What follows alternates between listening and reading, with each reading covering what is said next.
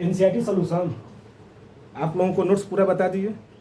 Notes में दिक्कत है किसी को? नहीं ना।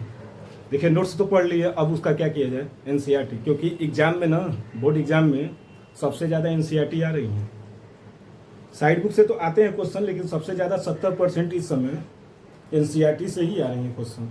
चाहे कोई भी कंपटीशन एग्जाम हो, कोई भी कंपटीशन एग्जाम देने जाइए उसमें भी एनसीईआरटी और ये है ना। तो देखा जाए एनसीईआरटी सॉल्यूशन में, देखिए आपका किताब आप लोगों के पास होगा, सबके पास, तो अपना देख लीजिएगा, जिसमें आपका दिया रहता है क्या कि नीचे दी गई अभिक्रिया के संबंध में कौन सा कथन सत्य है। 4 कथन होगा, है ना, कि आपका दिया है क्वेश्चन कि नीचे दी गई अभिक्रिया के संबंध में कौन सा कथन सत्य है ना। जिसमें हम लग रहा है कि क्वेश्चन लिखना भूल गए हैं। ठीक है बच्चा, देखिए आपका कथन में जो दिया है कि 2PbO, आपका क्वेश्चन दिया है 2PbO प्लस C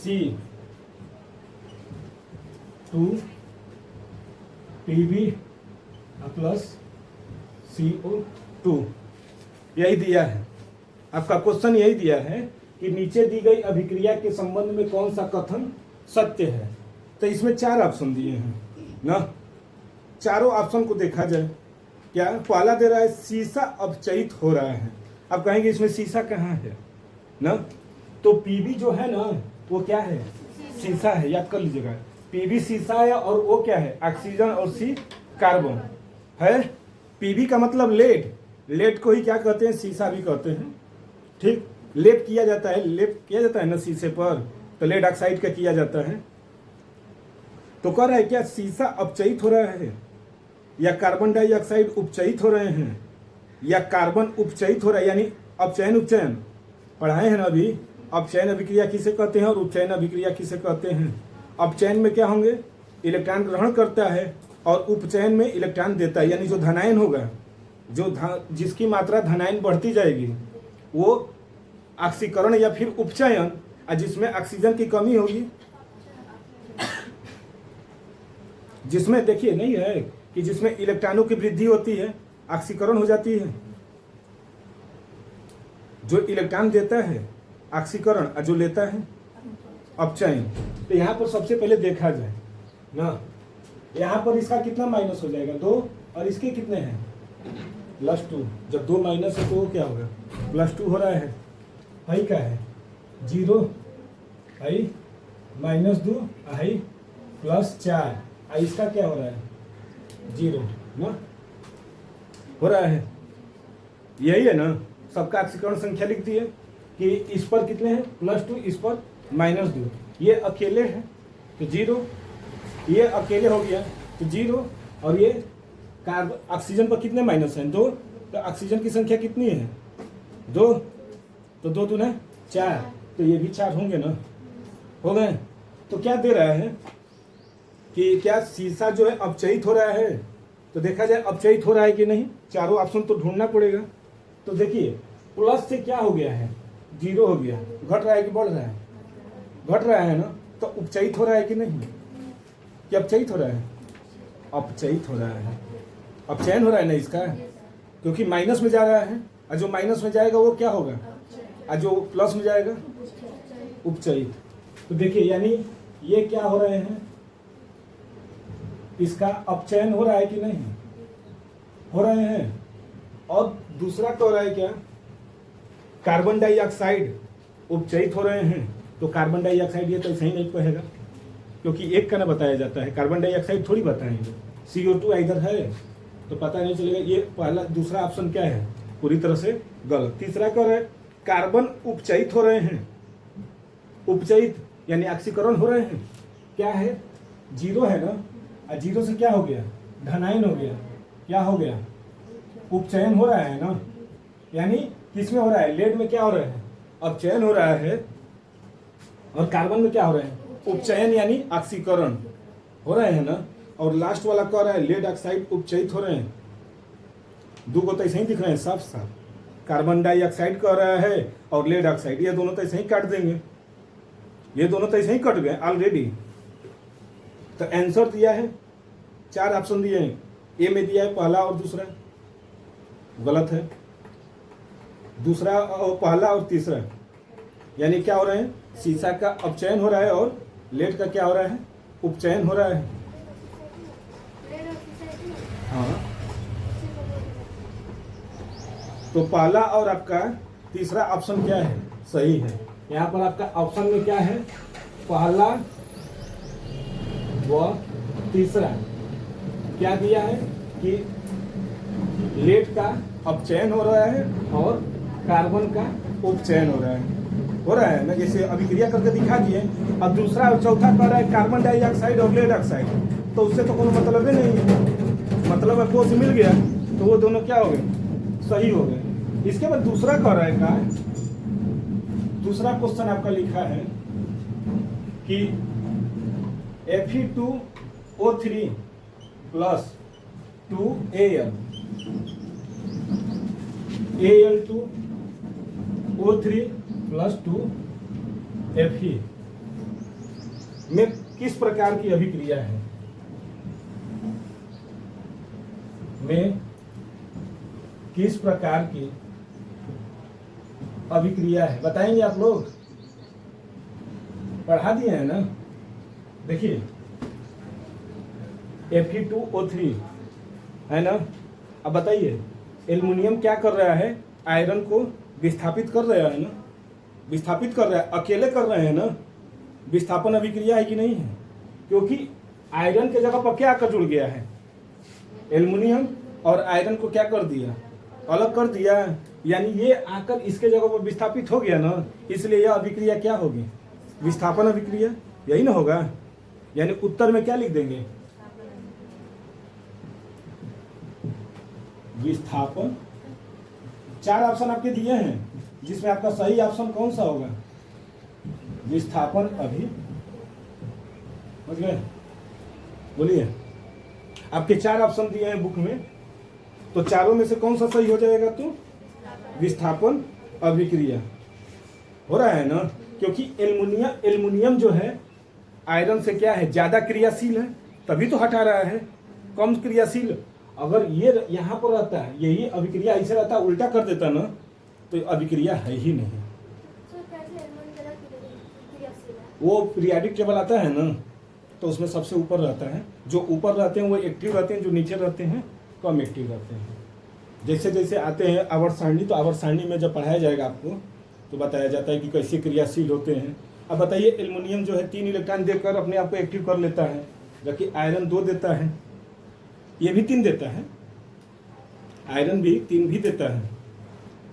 इसके बाद दे रहा है चौथा कि तीसरा, तीसरा है ना, क्या दिया है कि लौह चूर्ण, लौह चूर्ण का मतलब आयरन, लोहा, लोहा मतलब आयरन है ना, तो कह रहा है कि लौह चूर्ण पर यानी Fe पर तनु हाइड्रोक्लोरिक अम्ल डालने से क्या होता है, क्या डाले, HCl डालने पर क्या होता है, क्या होता है। अब ये तो कर लिए, फेरिक क्लोराइड बनाता है, क्या कर लेंगे इसको बच्चा, यही ना दिया है, तो इसको कर लेते हैं 2, तो FeCl2 और क्या बना लेगा, हाइड्रोजन गैस को निकाल देगा। 4 ऑप्शन आपका दिया है क्वेश्चन में कि हाइड्रोजन गैस और आयरन क्लोराइड बनता है, हाइड्रोजन गैस और आयरन, यहाँ पर 4 दिए हैं, देखिए हाइड्रोजन गैस एवं आयरन क्लोराइड बनता है, हाइड्रोजन गैस और आयरन क्लोराइड, ए नंबर दिया है, पहले ही मिल गया। दूसरा दे रहा था ना कि क्लोरीन गैस और आयरन हाइड्रोक्साइड बनता है, ये तो ही भी नहीं करेगा, ऐसे ही दिख रहा है, हाइड्रोक्साइड यानी ऑक्सीजन और हाइड्रोजन दोनों होना चाहिए, है इसमें कहीं, ऐसे ही हटा देंगे इसको, कोई अभिक्रिया नहीं होती है, ये भी पूछ सकता था, हो सकता था, लेकिन यहाँ पर अभिक्रिया हो रही है, क्योंकि जब लोहे पर एसिड डालते हैं तो अभिक्रिया करता है ना, लगता है लोहे से जो जंग लगी रहती हैं छोड़ना शुरू कर देता है, या फिर आयरन, लवण और जल बनता है। जल तो बनेंगे नहीं, बनेगा? देखिए दिया है ना, एक में दिया ऑक्सीजन बनेगा, एक में दिया है जल बनेगा, बनेगा? वो तो कहीं ऑक्सीजन है यहाँ पर दोनों में, कोई सही ऑप्शन खत्म। एक दे रहा है कि अभिक्रिया नहीं होती है, तो अभिक्रिया तो होती ही है। ऑप्शन 4 देखेंगे ना तो चारों में से आपको खुद दो कदम ऐसे ही खत्म हो जाते हैं कि ये होंगे ही नहीं, वो होगा नहीं, बचते हैं 2, अब उसी में 50-50 में रह जाते हैं। तो उसी में अगर मारा जाता है तुक्का तो सही है, नहीं तो फिर तो जो होगा होगा। इसके बाद देखिए, यानी ऑप्शन ए वाला क्या है, सही है, और इसका आप कौन सा था, डी वाला सही था। इसके बाद चौथा कह रहा है कि संतुलित रासायनिक अभिक्रिया क्या है, रासायनिक समीकरण को संतुलित करना क्यों आवश्यक है ना। तो देखिए बच्चा, रासायनिक अभिक्रिया को संतुलित करना, संतुलित रासायनिक समीकरण क्या होते हैं ना। तो वही संतुलित रासायनिक समीकरण वह अभिक्रिया होती है जिसमें अभिकारक के जितने भी तत्व हैं उतने ही तत्व क्या होने चाहिए, उत्पाद में भी होने चाहिए। यानी दोनों तरफ के क्या होने चाहिए, परमाणुओं की संख्या क्या होनी चाहिए, बराबर होनी चाहिए। और ये क्यों करना आवश्यक है, तो ये तो द्रव्यमान संरक्षण पर होता है, तो बता रहे हैं कि देखिए संतुलित रासायनिक समीकरण वह है जिसके दोनों ओर प्रत्येक तत्व के कुल परमाणुओं की संख्या क्या होती है, समान होगी, तभी कहेंगे संतुलित है। जब तक समान नहीं रहेगी तो होगा। इसको करना क्यों आवश्यक है, तो ये बताइए कि ये गिलास है ना, इसमें पानी लेते हैं ना, इसमें पानी डालेंगे, मान लेते हैं कि थोड़ा सा पानी डाल दिए, 10 ml पानी डालें, 10 ml डाल दिए, ठीक, ये तो हो गया ना अभिक्रिया। ये 10 ml है और इसी में ये वाला डाल दे रहे हैं। हमारे पास अभी कुछ है नहीं कि हम डाल कर दिखाएं। 10 ml है, अब ये वाला डाल दिए इसमें। तो दोनों तो पहले अलग अलग थे, ये और ये दोनों, जल और ये दोनों अलग थे, और ये पात्र में हम क्या किए, जल को डाल दिए। तो कितना डाले हैं, 10 ml, 10 ml निकाल देंगे। और फिर इसको जब डालेंगे, मान लेते हैं कि इसका जो भार है लगभग मान लेते हैं कि 20 ग्राम है इसको, तो टोटल कितना हो गया, 30 ग्राम हो गया ना। 30 ग्राम, 10 ml तो वो था, और 20 ग्राम ये टोटल 30 हो गया ना। क्या जब वो अलग थे तो 2 थे ना, और जब तीनों मिल गए, जब दोनों, तो दोनों का भार बराबर हुआ कि नहीं हुआ, होना चाहिए। क्या वो अलग हो जाएंगे? अगर दूसरे पात्र में जो रखे थे और इस पात्र में रखेंगे तो क्या दोनों का वजन घट बढ़ जाएगा, वही ना रहेगा। तो ये एक नियम आता है द्रव्यमान संरक्षण का नियम, कि जितना हम लेकर कोई भी चीज़ अगर बनाते हैं, अगर कोई भी क्रिया कराते हैं, यानी कोई वस्तु को हम लेते हैं और जितना उसका भार होगा तो जो बनकर तैयार होगा उसका भी भार कितना होगा, उतना ही होगा। मान लेते हैं कि इतना भर देते हैं जल, ऐसे में कोई और लिक्विड डाल दें तो दोनों का भार क्या हो जाएंगे, बराबर हो जाएंगे ना, ये कहीं रह जाएंगे नहीं ना, सबका भार एक हो जाता है। तभी क्या होते हैं, वही कहलाता है द्रव्यमान संरक्षण का नियम, कि आपने जितना वस्तु लिया था उस वस्तु के द्वारा जो भी उत्पाद बने हैं, तो जो सामान लिए थे और उस वस्तु का द्रव्यमान दोनों क्या होने चाहिए, बराबर, तब द्रव्यमान संरक्षण का नियम होगा, अन्यथा नहीं होगा। देखिए तो वही कह रहा है क्या, लगभग सभी रासायनिक अभिक्रियाएं द्रव्यमान संरक्षण का क्या करती हैं, पालन करती हैं। जैसे ये तो हो गया है ना, ये तो हो गया होगा, तो थोड़ा सा देख लिया जाए इस पर।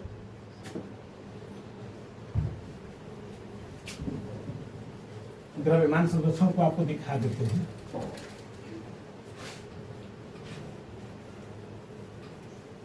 देखिए बच्चों, जैसे कार्बन है ना और O2, तो क्या बनेंगे, CO2।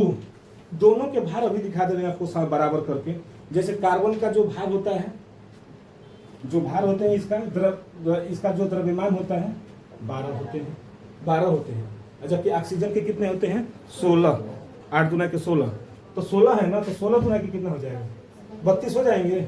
यानी कार्बन का जो द्रव्यमान होगा, दोनों के द्रव्यमान देख लेते हैं, इसका कितना होगा 12 और इसका 16 गुणे 2 बराबर 32 हो गए। टोटल कितना होगा 12 प्लस 32 कितना हो गए 44 हो गए ना, 44 ग्राम। अब इसका देखें, इसका भी देखें तो देखिए कार्बन का जो है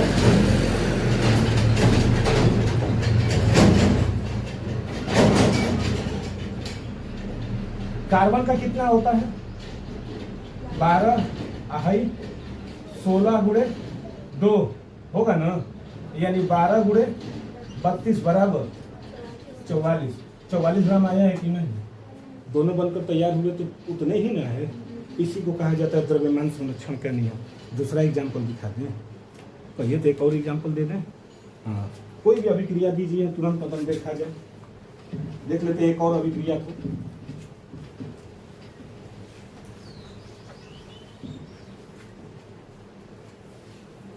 जैसे बताइए कोई और अभिक्रिया। H2O 2H plus O2 2H2O high नहीं रहेगा। अच्छा हाई नहीं रहेगा, यहाँ पर 2H कर लेते हैं। ऑक्सीजन गड़बड़ हो जा रही है ना, तो यहाँ पर क्या करेंगे 4 लिख देते हैं और यहाँ पर क्या कर देते हैं, अब हो जाएगा। अब देखिए हाइड्रोजन है, हाइड्रोजन के द्रव्यमान होते हैं 1, तो 4 गुणे 1 कितना हो जाएगा, और ऑक्सीजन के 16 गुना कितना हो गए 36, और इधर 2 गुना के 4 गुणे 1, और कितने ऑक्सीजन है 2 है कि नहीं, आगे 2 लगा है तो 2 गुणे 16 4 प्लस 32 बराबर 36 ग्राम हो रहे हैं कि नहीं। यानी अभिकारक का भार और उत्पाद का भार दोनों क्या हो रहे हैं बराबर हो रहे हैं ना। इसी को क्या कहा जाता है द्रव्यमान संरक्षण का नियम। द्रव्यमान संरक्षण का नियम यह कहता है कि अगर वह अभिक्रिया जिसमें अभिकारक का द्रव्यमान और उत्पाद का द्रव्यमान दोनों क्या हो जाएंगे बराबर हो जाते हैं, तो उसी को क्या कहते हैं द्रव्यमान संरक्षण का नियम। बीच में कोई नहीं खा पाएगा, अगर खाएगा तो उसका भी काउंटिंग होगा। जैसे मम्मी पापा लोग पैसा देते हैं ना कि बेटा इतने का लेकर आओ, अगर बीच में मान लेते हैं मन कर देता है कुछ खाने का, तो उसका भी हिसाब हम लोगों को देना पड़ता है। नहीं तो झूठ बोल देते हैं कि ये वाला भौआ थोड़ा सा बढ़ गया, तो बढ़ गया तो वहाँ पर तो आपकी केमिस्ट्री फेल कर गई। लेकिन दोनों के क्या होने चाहिए बराबर आने चाहिए। आपके तो आप तक खाई हैं तो आपको पता है, भले आप कह देंगे कि टमाटर 20 रुपये किलो मिला था, भले 10 रुपये मिला है, लेकिन आपको पता है ना कि हम कहाँ कहाँ खर्चा किए हैं। तो वही होता है कि अभिकारक का भार और उत्पाद के भार दोनों क्या होने चाहिए बराबर होगा, तभी द्रव्यमान संरक्षण का नियम फॉलो करेगा, और नहीं तो नहीं करेगा। समझ में आया द्रव्यमान संरक्षण का नियम। तो अगला क्वेश्चन देखा जाए। देखिए अगला जो क्वेश्चन दिया है आपका 5वां ना, 5वें का पहला क्या कर रहे हैं, दे रहा है ना कि निम्न कथनों को रासायनिक समीकरण के रूप में परिवर्तित कर उन्हें संतुलित करिए। नाम लिखा है, यही दिया है कि निम्नलिखित कथनों को रासायनिक समीकरण के रूप में परिवर्तित कर उन्हें क्या करिए संतुलित कीजिए। जिसमें आपका पहला दिया है नाइट्रोजन हाइड्रोजन से संयोग करके अमोनिया गैस बनाता है ना।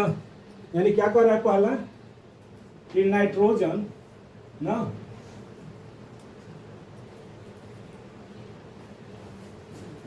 नाइट्रोजन हाइड्रोजन गैस के साथ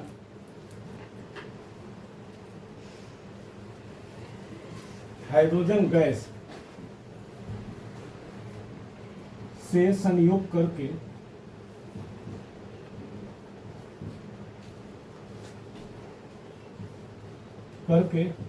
अमोनिया बनाता है।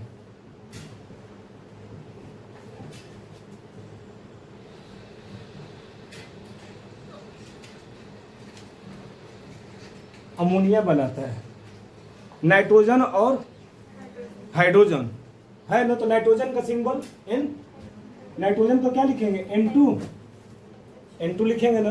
और साथ में क्या लिखेंगे, H2 क्या बनाता है, NH3, यही ना हो गया। यानी ये क्या हो गया, नाइट्रोजन और ये क्या हो गया, हाइड्रोजन, और ये क्या हो गया, अमोनिया। बोलिए बच्चा। अब इसको क्या किया जाए, पहले तो बोला है कि नाइट्रोजन और हाइड्रोजन मिलकर क्या बनाते हैं, अमोनिया बनाते हैं। अमोनिया तो बना दिए हैं, लेकिन क्या ये संतुलित है, नहीं है। तो अब इसको क्या करेंगे, संतुलित भी किया जाएगा। इधर नाइट्रोजन की संख्या 2 है, इधर हाइड्रोजन की संख्या 2 है। इधर कितना है, 1, आइए 3। तो पहले नाइट्रोजन को पूरा कर दें, तो इधर 2 है, तो इधर कितना लिख दें, 2। अब तो पूरा है, नाइट्रोजन पूरा हो गया ना, तो 3 दूना के 6 हाइड्रोजन हो गया। तो इधर या क्या लिख दें, 3 हाइड्रोजन। अब पूरा हो गया, 3 दूना के 6 हाइड्रोजन पूरा, और नाइट्रोजन की संख्या 2, कंप्लीट। सवाल इसी तरह ही लगेंगे, ऐसे ही आएंगे सवाल। दूसरा क्वेश्चन दे रहे हैं आपको, इसी का दूसरा है। क्या है कि हाइड्रोजन सल्फाइड गैस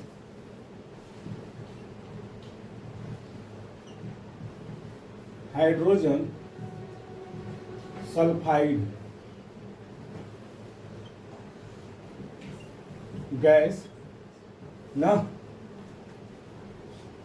का वायु में दहन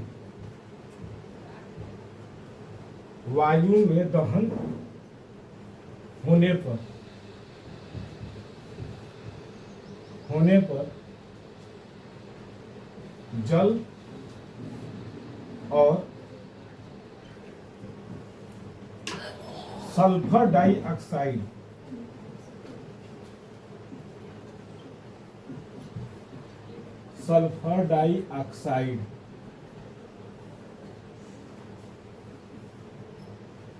बनते हैं, सल्फर डाइऑक्साइड बनते हैं।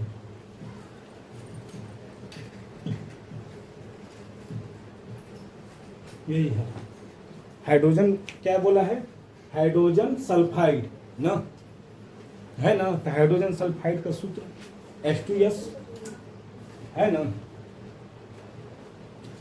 और क्या है, वायु में क्या किया जा रहा है, इसको दहन कराया जाता है। वायु में यानी ऑक्सीजन से अभिक्रिया कराई जा रही है। तो क्या बन रहे हैं, जल बन रहा है, यानी H2O, और ये क्या बन रहा है, सल्फर डाई यानी SO4। यही बन रहा है ना बच्चा, ये और कुछ बन रहे हैं नहीं। इधर देखा जाए, इधर हाइड्रोजन की संख्या 2, उधर भी 2, इधर सल्फर की संख्या,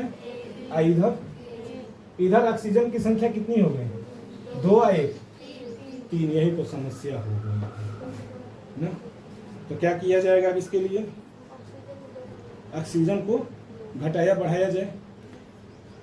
इधर देखिए, ये 2 है ना, हमको मजबूरी में यहाँ पर क्या कर दें, 2, क्योंकि ये दोनों क्या हो जाए, सम संख्या में पहले आ जाए। सम संख्या में आ जाएंगे तो गुणा भाग करने में आसानी हो जाएगी। तो अब 2 दूना के 4 हो जा रहे हैं। तो इधर अब क्या लिख सकते हैं,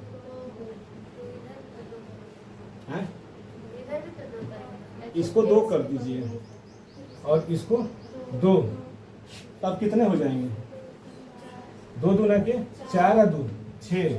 तब इधर क्या कर देंगे, 3 दूना के 6 हो जाएंगे कंप्लीट, है ना। अगला क्या कर रहे हैं, एल्युमिनियम सल्फेट, तीसरा। थोड़ा सा आप लोग अपने नाकों को गंभीर रूप से रोके रहिएगा।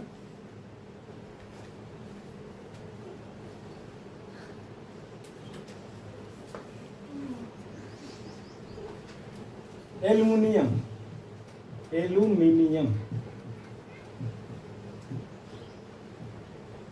सल्फेट ना, एल्युमिनियम सल्फेट के साथ एल्युमिनियम सल्फेट के साथ अभिक्रिया करके के साथ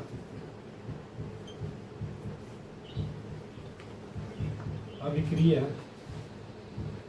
करके बेरियम क्लोराइड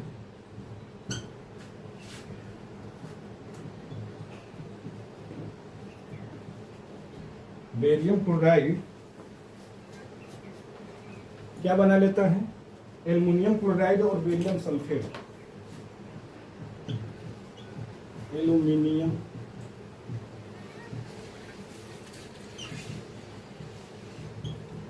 क्लोराइड व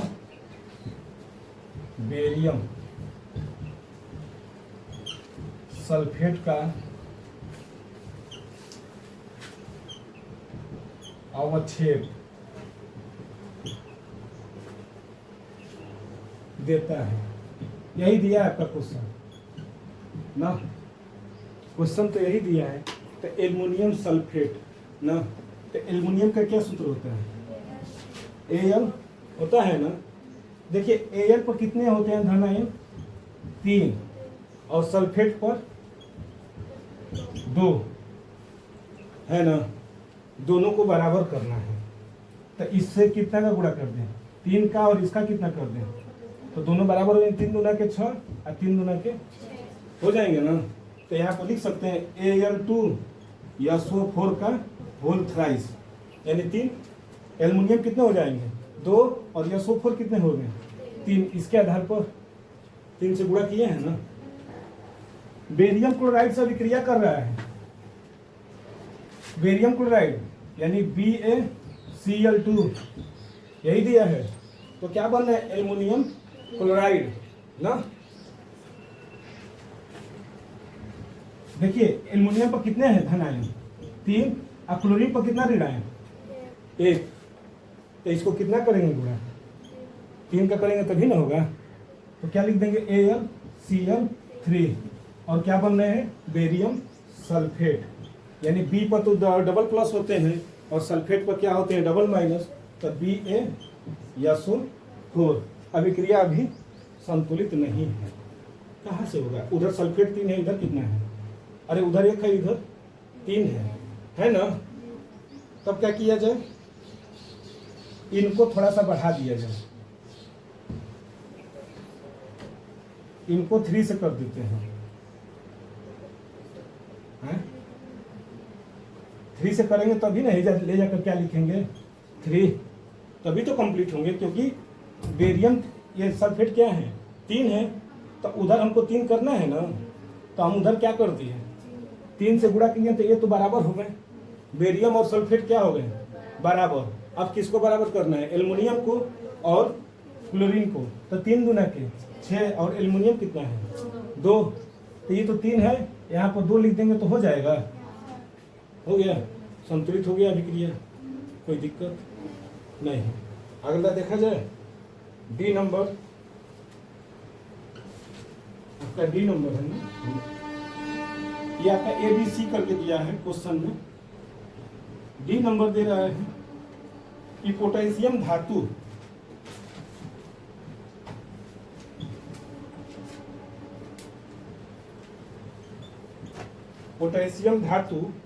जल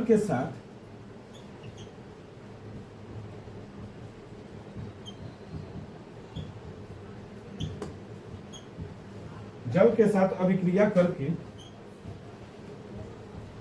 पोटेशियम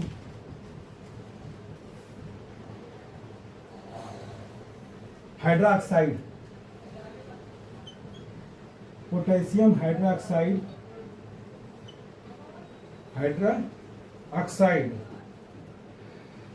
और हाइड्रोजन गैस देता है। हाइड्रोजन गैस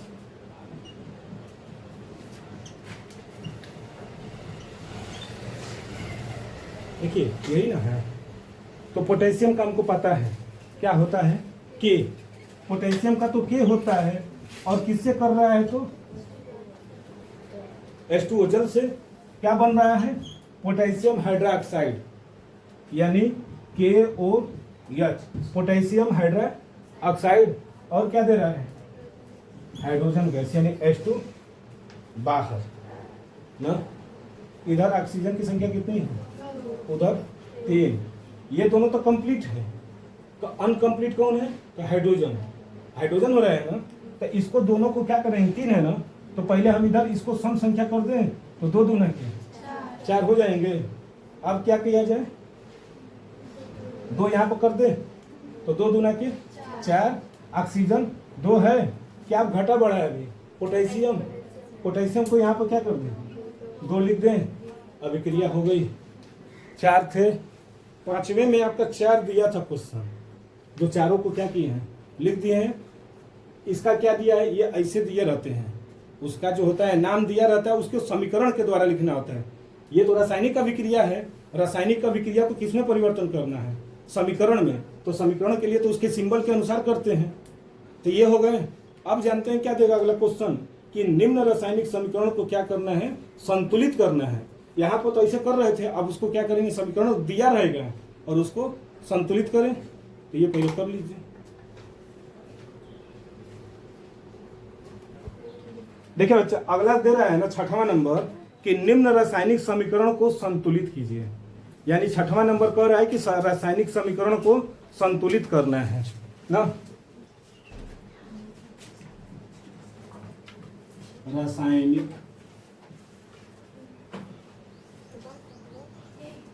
समीकरण को संतुलित कीजिए। किया जाए, जिसमें ए नंबर दिया है,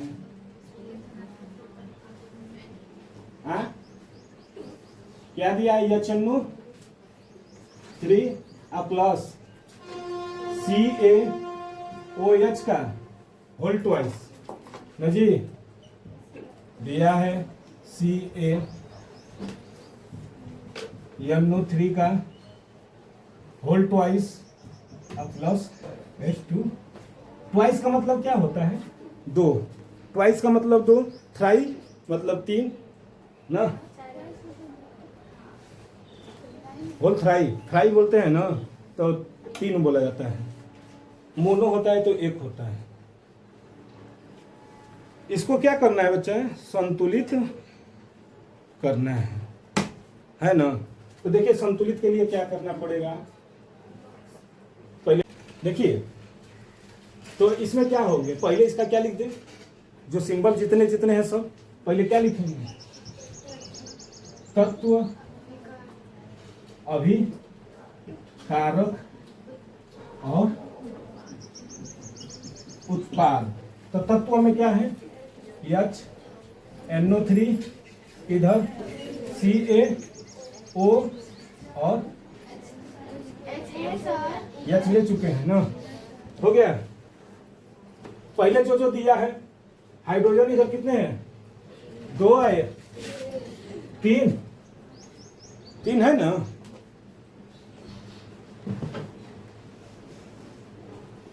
इतना लेट है वो, तो कैसे काम चली। देखिए यानी हाइड्रोजन की संख्या कितनी है, 1 और 2 3, इधर कितने हैं, 2 है ना बच्चा, है ना। NO3 इधर कितने हैं, 1 इधर 2 हो गया। और कैल्शियम की संख्या 1। ऑक्सीजन देखिए इधर कितना है, 1 इधर 2 है, बस इसको लेकर चलेंगे, है ना, 2 1।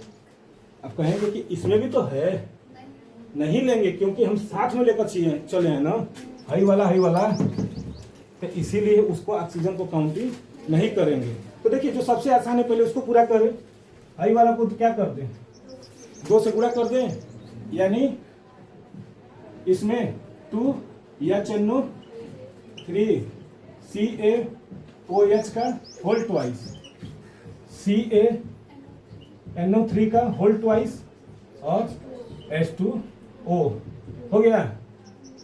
अब देखिए फिर से एक बार काउंटिंग किया जाए, पहले तो एक को कंप्लीट कर लिए ना, किसको, नाइट्रेट को, नाइट्रेट NO2 हो जाता है तो नाइट्राइट हो जाता है, NO2 होगा तो नाइट्राइट, NO3 है तो नाइट्रेट।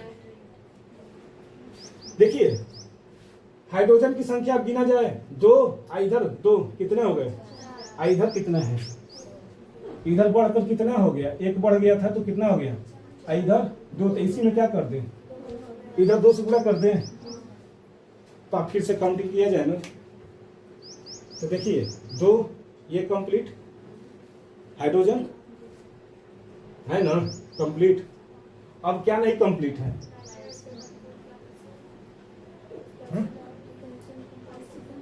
ऑक्सीजन, इधर 2, इधर कितना हो गया, 1 बढ़ चुका है, डब्बा सब हमारा कंप्लीट है ना। ये 4, ये भी क्या हो गया, 2, 1, डब्बा कंप्लीट, रिएक्शन कंप्लीट। जब डब्बा कंप्लीट तो रिएक्शन भी क्या हो गया, कंप्लीट हो गया कि नहीं, कुछ नहीं किए हैं, यहाँ पर 2 से किए हैं, इधर भी 2 से, अब बाकी सब क्या है, संतुलित है। समझ में आया, तो दूसरा देखा जाए ना, डब्बा बस इस साइड में हम इसलिए बना लेते हैं ना कि वहां पर देखा जाए जो हम काम यहाँ पर करने वाले हैं तो पहले यहाँ पर कर लेंगे तो क्या होगा, थोड़ी सी आसानी हो जाती है। हो गया ना, यानी हम लोगों का फाइनल ये हो गया। दूसरा देखते हैं,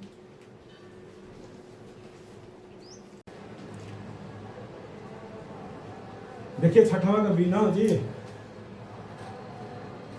आपका छठवां का बी क्या दे रहा है, NaOH, यही है सोडियम हाइड्रोक्साइड प्लस H2SO4, क्या बना रहा है, Na2SO4 प्लस H2O, आपका यही दिया है ना। तो यहाँ पर देखा जाए कि सोडियम इधर कितना है, सोडियम इधर 1 है और इधर कितना है, तो पहले सोडियम को इधर 2 कर दें, क्या कर दें, सोडियम को इधर 2 कर दिए, तब देखिए सोडियम की संख्या क्या हो गई, बराबर। इसके बाद ऑक्सीजन इधर कितना है, 2, इधर कितना है, ऑक्सीजन को इधर भी क्या कर दें, 2 कर दें, हो गया कि नहीं। इधर सोडियम की संख्या कितनी है, 2, तो इधर भी 2 हो गया। अब ऑक्सीजन की संख्या 2, इधर कितना हो गया, हाइड्रोजन 2 और 2, इधर कितना है, 2 और 2, और सल्फेट 1, उधर भी 1, अभिक्रिया संतुलित हो गई ना, यही दिया था ना। अब क्रिया का आपका दिया था ये वाला नहीं दिया था, और ये, तो इसका आंसर में क्या करेंगे, यहाँ पर 2 NaOH प्लस H2SO4, तो क्या हो गया, Na2SO4, इधर लिख दिए थे 2H2O, ऐसे भी लिखेंगे तो आपका हो जाएगा। इधर जो बॉक्स बनाए थे ना, अगर नहीं बनाए हैं तब भी कोई दिक्कत नहीं है, बस वो पूछता है कि संतुलित कीजिए, तो संतुलित ये कर दिए। इसी तरह इसका सी नंबर दे रहा है क्या, NaCl प्लस AgNO3, यही दिया है ना। तो क्या हो गया है, AgCl प्लस NaNO3। तो देखिए Na इधर 1 है तो इधर कितना है, सोडियम इधर 1 हो गया, दोनों साइड 1-1 है, क्लोरीन इधर 1 है, इधर 1 है ना, बराबर है। इसके बाद सिल्वर इधर 1 है, इधर 1, नाइट्रेट, यह अभिक्रिया क्या है, ऑलरेडी संतुलित है, तो उत्तर में क्या लिख देंगे, यह समीकरण संतुलित है, बस लिख दीजिए, यह रासायनिक समीकरण, यह रासायनिक समीकरण संतुलित है। बस सिंपल सी भाषा यही लिख दीजिएगा वहां पर, जब दोनों तरफ संतुलित रहेंगे, ठीक है। इसके बाद आते हैं डी नंबर, क्या दिया है, BaCl2 प्लस H2SO4 बनाया है, BaSO4 प्लस HCl ना। इधर Ba की संख्या कितना है, 1, इधर 1। क्लोरीन इधर कितना है 2, इधर कितना है, तो इधर यह क्या कर दें 2 से गुणा कर सकते हैं, यानी इसका आंसर इसे लिखिए क्या है, पहले लिख लेते हैं BaCl2 H2 SO4 BaSO4 plus HCl, ऐसे लिख दिए। कहाँ 2 से गुणा किए हैं तो HCl में, तो देखिए अब दोनों ओर से ये बेरियम और क्लोरीन क्या हुए बराबर बराबर हो गए ना, इधर 2 है इधर भी क्या हो गया, अब हाइड्रोजन इधर 2 है इधर कितना है, सल्फेट 1। यही क्या हो गया, हम लोगों का फाइनल आंसर हो गया कि नहीं, इसका आंसर ये, इसका आंसर ये, अरे ये देखिए हो गया ना, है आसान। जब करने लगेंगे ना तो आपको खुद ही समझ में आ जाएगा कि कहाँ क्या लगाना है। हो गया, तो अगला नंबर देखा जाए 7वां।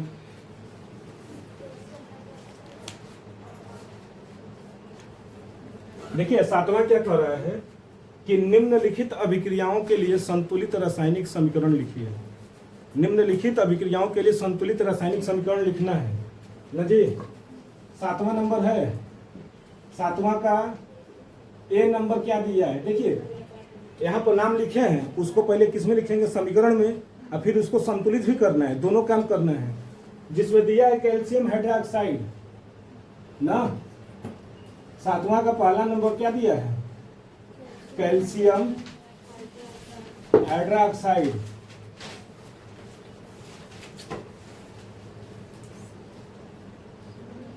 Calcium hydroxide plus carbon dioxide,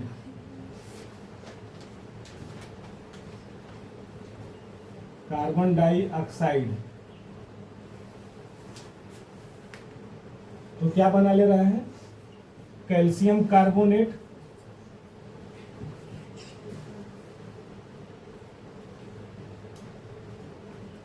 calcium carbonate, और क्या बना रहा है, जल ना जी। तो पहले तो इनका सूत्र याद करना पड़ेगा। 7वां का पहला जो है बोला है, तो पहले तो हम लोग क्या करना पड़ेगा, सूत्र याद करना पड़ेगा। तो देखिए इसके सूत्र क्या होते हैं, कैल्शियम हाइड्रोक्साइड है ना, CaOH का होल ट्वाइस, यही होता है, इसका उत्तर है CaOH का होल ट्वाइस प्लस CO2, क्या बन रहा है, कैल्शियम ऑक्साइड CaO, अरे calcium carbonate CaCO3 plus H2O ना जी, यही बन रहे हैं ना, यही बन रहे हैं। देखिए सबकी अभिक्रिया क्या संतुलित है, तो इधर कैल्शियम की मात्रा कितना है 1, तो इधर कितना है 1, ऑक्सीजन 2 और 2 4, इधर कितना है 3 है 1, हाइड्रोजन 2 इधर भी, यानी ये क्या है अभिक्रिया संतुलित है ना। इसके लिए तो कोई दिक्कत नहीं है, क्योंकि जो दिया था अभिक्रिया भी क्या है संतुलित है, जस का तस छोड़ देंगे। इसके बाद इसी का बी नंबर कह रहा है क्या, जिंक प्लस सिल्वर नाइट्रेट ना, सिल्वर नाइट्रेट, तो क्या बन जा रहा है, जिंक नाइट्रेट, जिंक नाइट्रेट और सिल्वर क्या हो जा रहे हैं, विस्थापित हो जा रहे हैं, हो गए। तो जिंक का क्या सूत्र होता है, Zn और सिल्वर Ag और नाइट्रेट का होता है NO3, यही होता है ना। तो क्या बन रहा है, जिंक नाइट्रेट।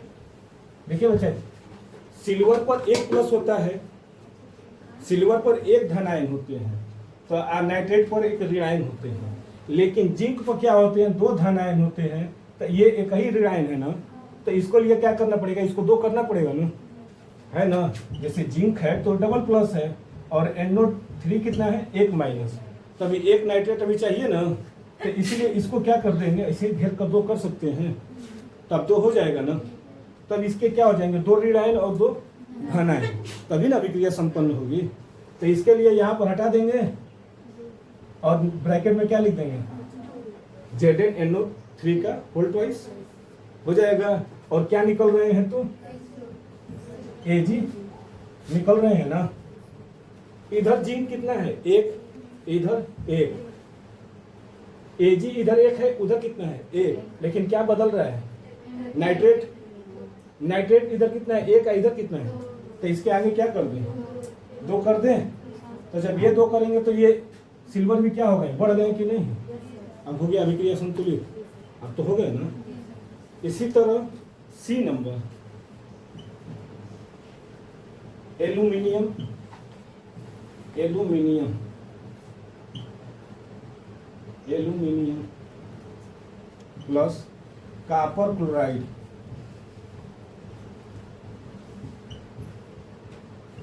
कॉपर क्लोराइड क्या बन रहे हैं, एल्युमिनियम क्लोराइड, एल्युमिनियम क्लोराइड, और क्या निकल जा रहे हैं, कॉपर विस्थापित हो गया, कॉपर यहां से विस्थापित हो गया। तो एल्युमिनियम है ना, एल्युमिनियम का क्या सूत्र होता है, Al, और कॉपर क्लोराइड है तो कॉपर Cu, Cu पर क्या होते हैं, डबल प्लस होते हैं, जबकि Cl पर एक माइनस होता है ना, इसीलिए एक और लेकर क्या कर देंगे, जोड़ देंगे, यानी Cl2 नहीं, उल्ट वाइज। जब उसमें 2 लोग थे, उसमें नाइट्रोजन और ऑक्सीजन 2 है ना, आइए क्या सिर्फ अकेला है ना Cl, समझ में। अब क्या बनेगा, एल्युमिनियम क्लोराइड। तो देखिए बच्चा, एल्युमिनियम पर कितने धन आयन होते हैं, 3 धन आयन होते हैं ना। इस पर कितना होता है, 1, ये 3 है, ये 1 है, 3 इसको करना पड़ेगा तभी ना होगा। जैसे इसके लिए किए हैं 3, तो ये बताइए 3 हो गए, सही है हाँ? तो यहाँ पे लिखना होता है Al2 नहीं, AlCl3, ठीक है, AlCl3, क्योंकि उस पर 3 धन आयन, इस पर 3 ऋण आयन, और क्या विस्थापित हो जा रहे हैं, कॉपर विस्थापित हो गए। अभिक्रिया संतुलित नहीं है, नहीं है ना। क्या है, इधर 3 है ना, इधर कितना है ना, इसमें कितने का गुणा कर दें, 3 का अगर यहाँ पर कर दें तो 3 गुना के 6, और यहाँ पर क्या लिख दें 2, तो वो भी हो गया। क्या बढ़ा है, एल्युमिनियम ना, इधर एल्युमिनियम में क्या कर दें 2 का, कॉपर में यहाँ पर 3 लिख दें, हो गया कंप्लीट। समझदार हो गए धीरे धीरे। और डी दे रहा है आप लोगों का बेरियम क्लोराइड,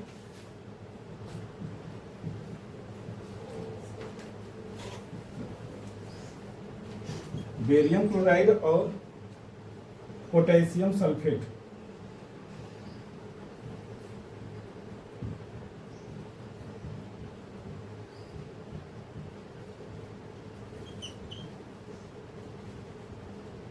पोटेशियम सल्फेट तो बन जा रहे हैं क्या, बेरियम सल्फेट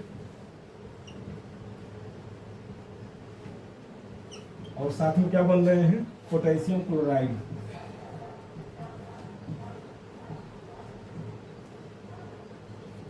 पोटेशियम क्लोराइड ये बने हैं डी वाला ना। बेरियम क्लोराइड Ba पर डबल प्लस होते हैं तो BaCl2। पोटेशियम सल्फेट, सल्फेट पर कितने ऋण आयन 2, जबकि पोटेशियम पर 1 धन आयन, तो इसके लिए क्या करना पड़ेगा 2 लिखना पड़ेगा ना, ये तो पता ही है। जानते हैं क्या किया है, बेरियम सल्फेट और पोटेशियम क्लोराइड, यानी यही अभिक्रिया क्या हो जा रही है ना, Cl2 और K2 निकल जा रहे हैं, तो इधर ये क्या बन जाएंगे 2KCl हो जाएंगे ना, क्योंकि 2 क्लोरीन और 2 पोटेशियम। अब बचा क्या, इस पर 2 धन आयन, इस पर 2 ऋण आयन, बन जाएंगे क्या BaSO4 हो गया कि नहीं। 7वां क्वेश्चन का सब ABCD चारों हो गए। तो 8वां नंबर देखा जाए।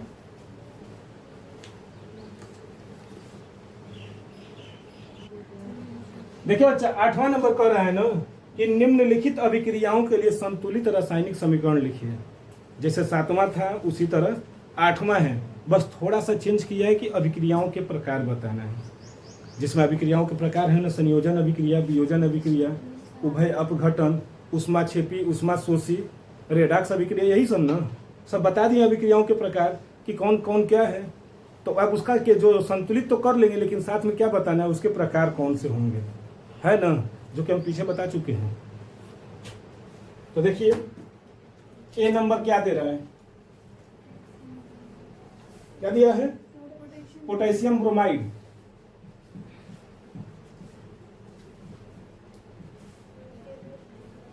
Potassium bromide plus barium iodide ना, बेरियम आयोडाइड क्या बना रहा है, पोटेशियम आयोडाइड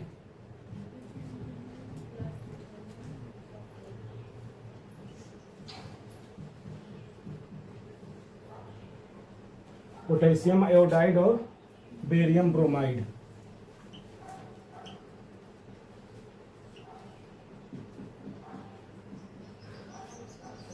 ना यही बना रहा है, ये बताइएगा। यहाँ पर कुछ चीजें देखा जाए, क्या है, पोटेशियम ब्रोमाइड और बेरियम आयोडाइड बन रहे हैं, क्या, पोटेशियम आयोडाइड और बेरियम, यानी दो उधर अभिकारक हैं, इधर कितने उत्पाद हैं, दो विस्थापित हो रहे हैं ना, हो रहे हैं, तो कौन सा अभिक्रिया होगा, द्विविस्थापन। विस्थापन में भी द्विविस्थापन होगा ना। अगर एक को हटाकर अगर आ जाता तो हम लोग कहते कि एकल है, लेकिन यहाँ पर दो अभिकारक हैं या दो उत्पाद बने हैं, यानी अपने जगह को क्या किए हैं, चेंज किए हैं ना। तो यानी ये कौन सी अभिक्रिया होगी, द्विविस्थापन। समीकरण इसका लिख लिया जाए, पोटेशियम ब्रोमाइड, सूत्र KBr, पोटेशियम और ब्रोमाइड, बेरियम आयोडाइड Ba ना, Ba पर डबल प्लस, आयोडाइन पर एक होता है माइनस, तो ये क्या हो जाएगा, दो हो गया। पोटेशियम एक धन आयन, ये क्या होता है, आयोडाइड एक ऋण आयन, एक धन आयन एक ऋण आयन होंगे। और साथ में क्या निकला है, बेरियम BaBr2, क्योंकि वो क्या होगा ना। अब कंप्लीट है, इधर आई की मात्रा दो, इधर कितना है, इधर दो कर दें, आयोडाइड बराबर पोटेशियम बढ़ गए, इधर दो, इधर कितना है, इधर दो कर दें। अब ब्रोमीन भी क्या हो गए, दो, तो इधर भी बेरियम एक अभिक्रिया क्या हो गई, संतुलित हो गई। अभिक्रिया कौन सी थी, तो द्विविस्थापन ना, द्विविस्थापन अभिक्रिया हो गया। इसी तरह B number, zinc carbonate,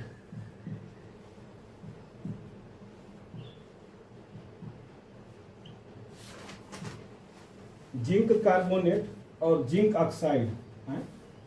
zinc carbonate है, ये चेंज हो जा रहे हैं किसमें, जिंक ऑक्साइड में,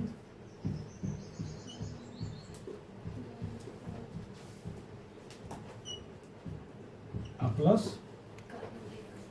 carbon dioxide.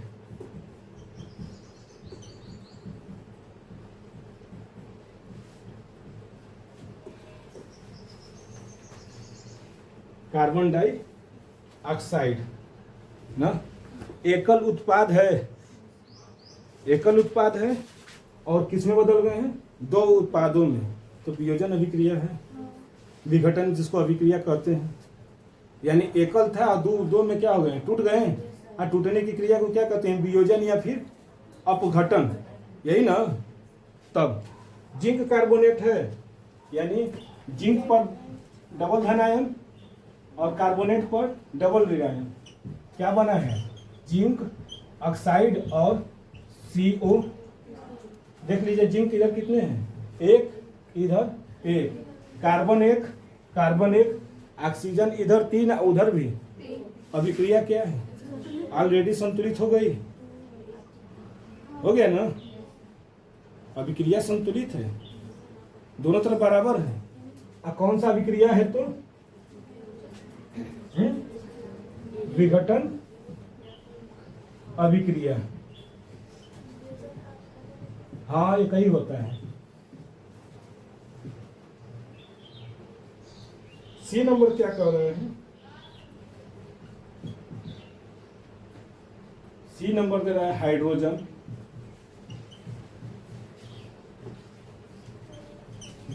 Plus chlorine, hydrogen plus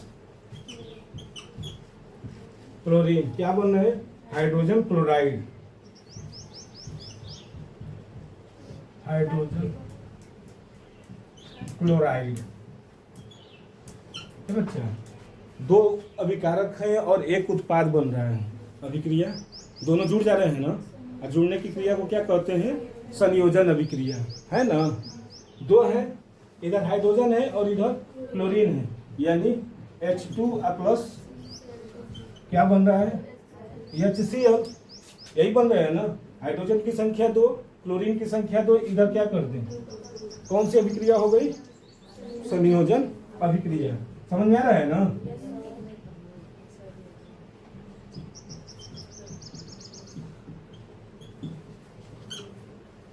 संयोजन अभिक्रिया। और लास्ट डी नंबर है,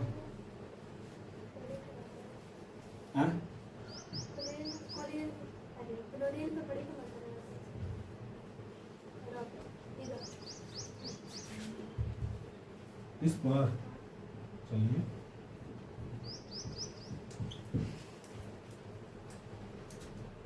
मैग्नीशियम,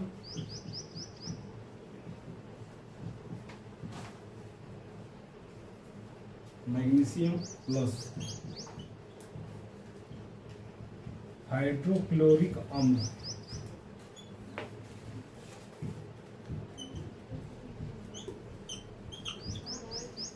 क्या बना रहे हैं, मैग्नीशियम क्लोराइड, मैग्नीशियम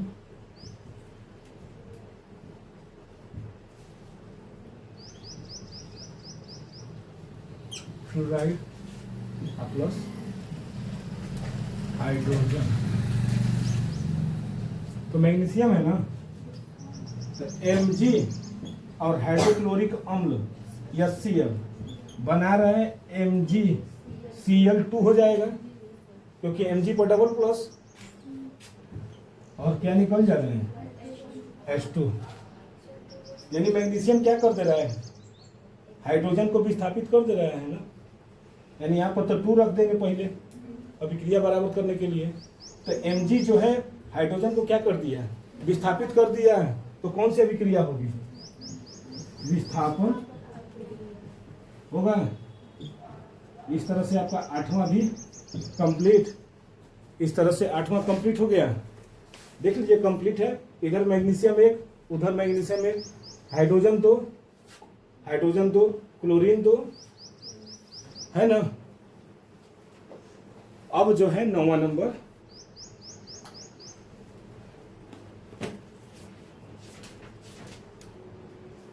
देखिए बच्चा 9वां नंबर कह रहा है क्या कि उष्माक्षेपी तथा उष्माशोषी अभिक्रिया का क्या अर्थ है, उदाहरण दीजिए, है ना। तो उष्माशोषी और उष्माक्षेपी दोनों हम नोट्स बता दिए हैं ना, पीछे वाली वीडियो में चले जाइएगा, मिल जाएगा आप लोगों को, मिल जाएगा वहाँ पर आप लोगों को नोट्स मिल जाएंगे। इसके बोला है कि उदाहरण भी दीजिए, तो उदाहरण बता दें, जैसे उदाहरण बता दे रहे हैं, उष्माक्षेपी और उष्माशोषी वही ना होता है। उष्माक्षेपी का मतलब क्या होगा, उष्माशोषी, शोषी मतलब अवशोषण करें, यानी जो उष्मा का क्या करता है, अवशोषण करता है, उसे उष्माशोषी बोलते हैं, और जो उष्मा छोड़ता है उसे क्या बोलते हैं, उष्माक्षेपी। यही है ना, यही बताए हैं। जैसे किसका, उष्माक्षेपी, उष्माक्षेपी अभिक्रिया है ना। तो देखिए बुझे हुए चूने को जल में जब डालते हैं तो क्या करता है, उष्मा छोड़ता है कि नहीं छोड़ता है, खौलने लगता है।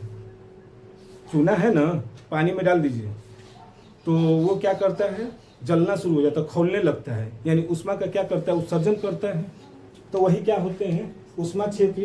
तो जैसे बुझे हुए चूने को यानी CaO को क्या कर दें, जल से अभिक्रिया करा दे रहे हैं तो क्या बनेगा, बिना बुझा हुआ चूना ना, बुझा हुआ चूना बन जाएगा, यानी CaOH का होल ट्वाइस, और साथ में क्या निकल जाएंगे, उष्मा निकल जाएगा ना।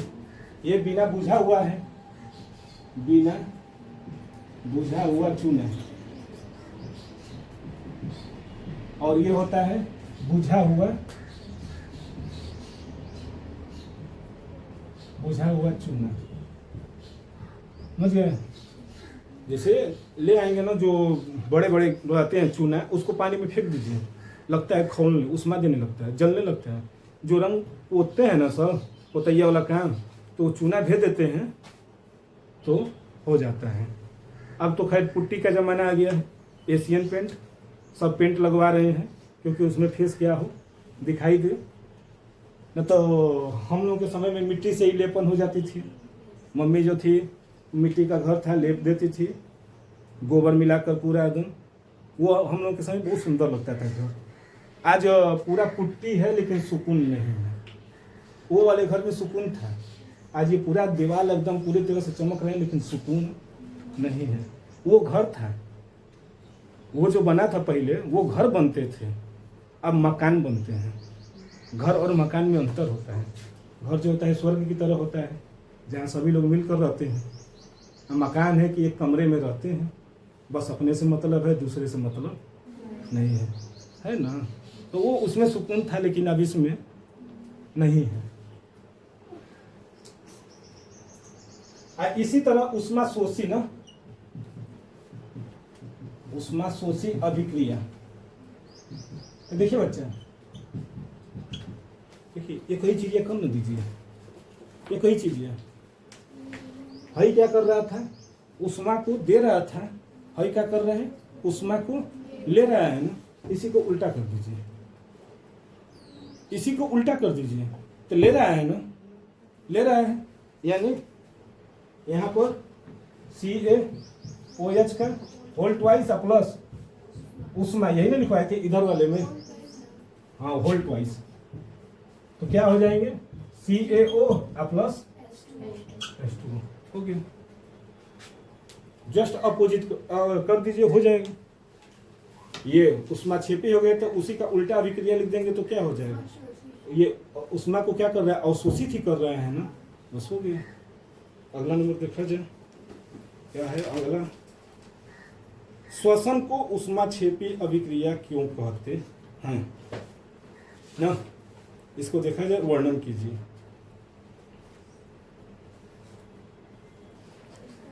देखिए 9वां नंबर है ना कि श्वसन को उष्मा क्षेपी अभिक्रिया क्यों कहते हैं। सांस लेते हैं, सांस लेते हैं तो क्या होता है, एनर्जी मिलती है, एनर्जी मिलती है। क्या मान लेते हैं कि हम जो भी चीजें लेते हैं तो क्या लेते हैं, ऑक्सीजन लेते हैं, ऑक्सीजन लेते हैं ना, और क्या रहता है, ग्लूकोज रहता है, ग्लूकोज यानी भोजन होता है ना। तो वही श्वसन अभिक्रिया का जो संकरण होता है, ये क्या है, ग्लूकोज। और ग्लूकोज जैसे भोजन वोजन करते हैं, और इसके बाद ऑक्सीजन लेते हैं तो क्या निकालते हैं, कार्बन डाइऑक्साइड और जल क्या हो जाते हैं, निकल जाते हैं, और साथ में क्या निकलती है, तो ऊर्जा। यहाँ पर जो ग्लूकोज है ना, उसका क्या हो रहा है, ऑक्सीकरण हो रहा है, उपचयन हो रहा है ना। उपचयन मतलब ऑक्सीकरण हो रहे हैं, और जहाँ ऑक्सीकरण होगा वही क्या होती है, उष्मा क्षेपी अभिक्रिया होती है। यानी यहाँ पर देखिए, श्वसन अभिक्रिया में ग्लूकोज के उपचयन के द्वारा क्या मिल रहे हैं, ऊर्जा, यानी उष्मा मिल रही है। और जहाँ उष्मा मिलेगा, जहाँ ऊर्जा है वहाँ उष्मा है, जहाँ उष्मा है वहीं ऊर्जा है ना, यही ना बताए हैं। तो यानी ऊर्जा निकल रही है कि नहीं, और जब अभिक्रिया में ऊर्जा निकलेगी तो वो क्या होगा, उपचयन अभिक्रिया होगी। उपचयन अभिक्रिया यानी उष्मा क्षेपी अभिक्रिया होगी कि नहीं होगी। अभी करवाए थे ना, बिना बुझे हुए चूने को जल के साथ अभिक्रिया करा दिए थे तो बुझा हुआ चूना प्राप्त हुआ था ना, और साथ में क्या निकले थे, उष्मा। वहाँ पर उष्मा निकला था, यहाँ पर क्या निकले हैं? ऊर्जा। ऊर्जा निकलते हैं ना, सांस लेते हैं तभी तो एनर्जी होती है, एनर्जी निकलती है। नहीं तो एक आदमी को सांस रोक कर बस खड़े रहे, उसका शरीर पूरा क्या हो जाएगा? सुस्त हो जाता है, सुस्त हो जाएगा। तो ये 10वां नंबर हो गया। 11 नंबर देखा जाए ना जी, 11 नंबर।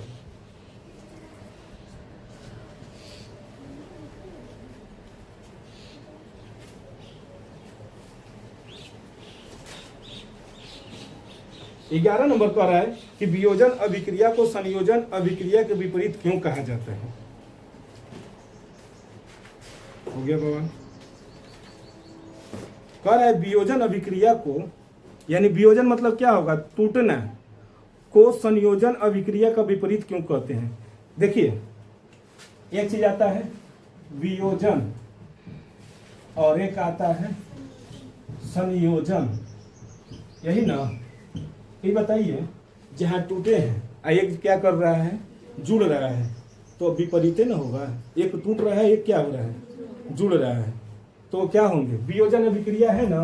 जैसे कैल्शियम कार्बोनेट है, एक उत्पाद है, इसको तोड़ देते हैं तो क्या बन जाता है? कैल्शियम ऑक्साइड और CO2 बन जाते हैं। और संयोजन में क्या होता है? C+O2 क्या हो जाते हैं? CO2। उल्टा नहीं है, इधर उत्पाद में 2 पदार्थ बन रहे हैं, और जबकि इधर क्या है? अभिकारक में 2 पदार्थ हैं, और कितने बन रहे हैं? एक। इधर 1 है, उधर कितना हो गया? 2। और इधर 2 है तो इधर हो गया, है कि नहीं? विपरीत है ना। तो इसमें जानते हैं क्या लिखना होगा? सीधी सी बात है, वियोजन अभिक्रिया का परिभाषा लिखिए, उसका एग्जाम्पल दे दीजिए, है ना। उसी तरह संयोजन अभिक्रिया का क्या करेंगे? परिभाषा और उसका एग्जाम्पल, जो कि हम पीछे बता चुके हैं, है ना। सब मिल जाएंगे। 2 भाग में हम नोट्स पूरा बता चुके हैं, 2 पार्ट में किए हैं, तो हो गया है ना। संयोजन अभिक्रिया, वियोजन अभिक्रिया आप लोग जानते हैं, है ना।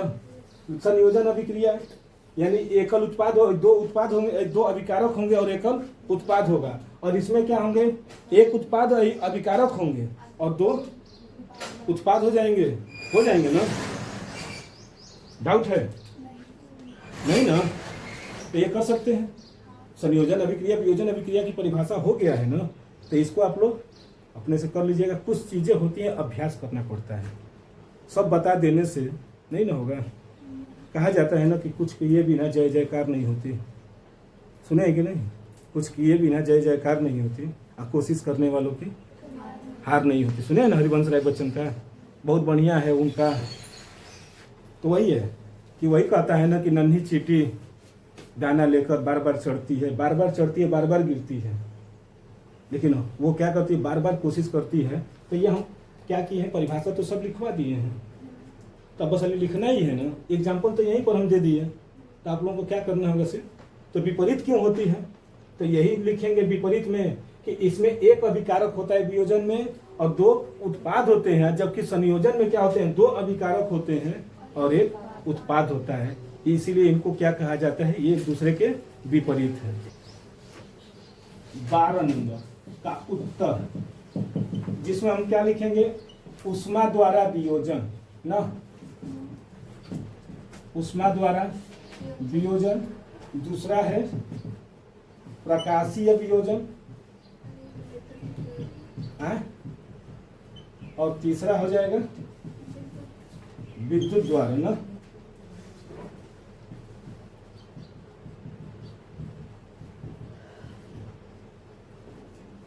इनका उष्मा द्वारा तो PbNO3 का वोल्ट वाइज, यहाँ पर 2 रख देते हैं तो क्या बन जाते हैं? PbO। ये बना है ना लेड ऑक्साइड, PbO। हाँ, इधर PbO बनते हैं, और साथ में क्या बनेंगे? NO2। आप निकल जाएंगे क्या? ऑक्सीजन। ऑक्सीजन को और ले लेते हैं, O2। अभिक्रिया संपन्न नहीं है। इधर देखिए नाइट्रोजन की संख्या कितनी है? 2 और 2 और 2 4 कर दिए, 4 कर दिए, 4 हो गए ना। ऑक्सीजन 6 और 2 12, 12 हो रहे हैं ना, 2 4 दूना के हैं 8 2 10 2 पूरा हो गया का अभिक्रिया संपन्न है, संतुलित है ना अब तो अभिक्रिया। ये तो उष्मा के द्वारा था और आप वो ये प्रकाशीय वियोजन AgCl तो क्या बनेंगे Ag प्लस Cl, तो यहाँ पर 2 कर दें।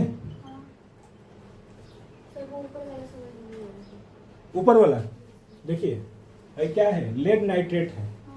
लेड नाइट्रेट इसको तोड़े हैं तो क्या बनेंगे लेड ऑक्साइड, जो अभी शीशा वाला जो बताए थे है ना, लेड ऑक्साइड बना और साथ में क्या बने हैं नाइट्राइट बन गए हैं NO2 nitrogen dioxide, nitrogen dioxide CO2 रहता है तो कार्बन डाइऑक्साइड, NO2 है तो नाइट्रोजन डाइऑक्साइड, ये हो गए कि नहीं? कहाँ 3 है ये? तो उससे नहीं ना मतलब, हम अब इसको क्या कर दिए विघटित कर दिए। देखिए ऑक्सीजन को 3 दूना के 6 और 2 6 दूना के 12 है ना, वो जब इधर NO3 रहता ना तब एक साथ लेकर चल रहे थे, लेकिन हम यहाँ पर इसको क्या किए विघटन हो रहे हैं ना, तो उसको भी क्या कर दिए हैं अलग अलग कर दिए हैं, तो ये भी क्या हो गया है अलग हो गया है।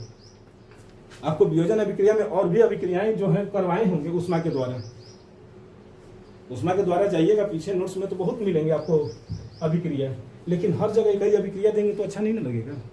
नोट्स में कुछ अलग था, यहाँ पर कुछ अलग एग्जाम्पल दे दिए, समझ रहे हैं नहीं?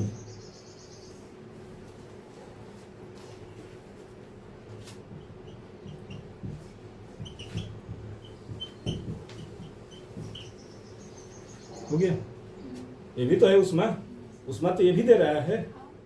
कैल्शियम कार्बोनेट को तो तोड़ते हैं तो टूट रहा है कि नहीं, वियोजन अभिक्रिया है और साथ में है, हो गया ना, ये भी तो दे सकते थे वियोजन में, तो ये भी क्या है उष्मा के द्वारा ही होते हैं।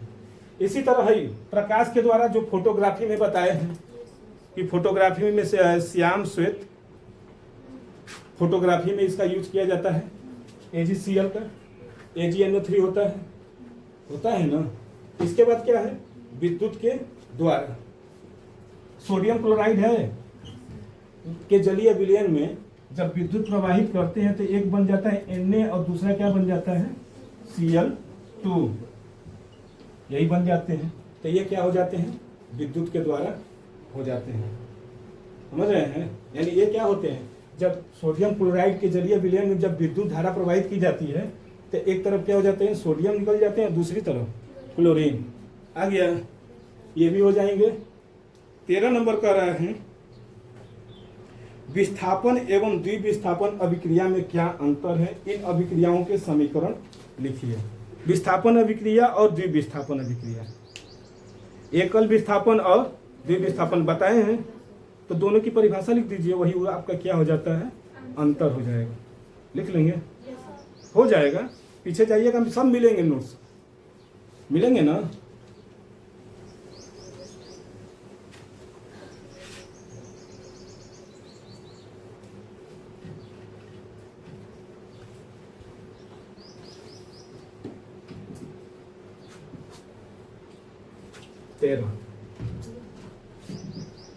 तेरह क्या कर रहा है, एक होता है विस्थापन ना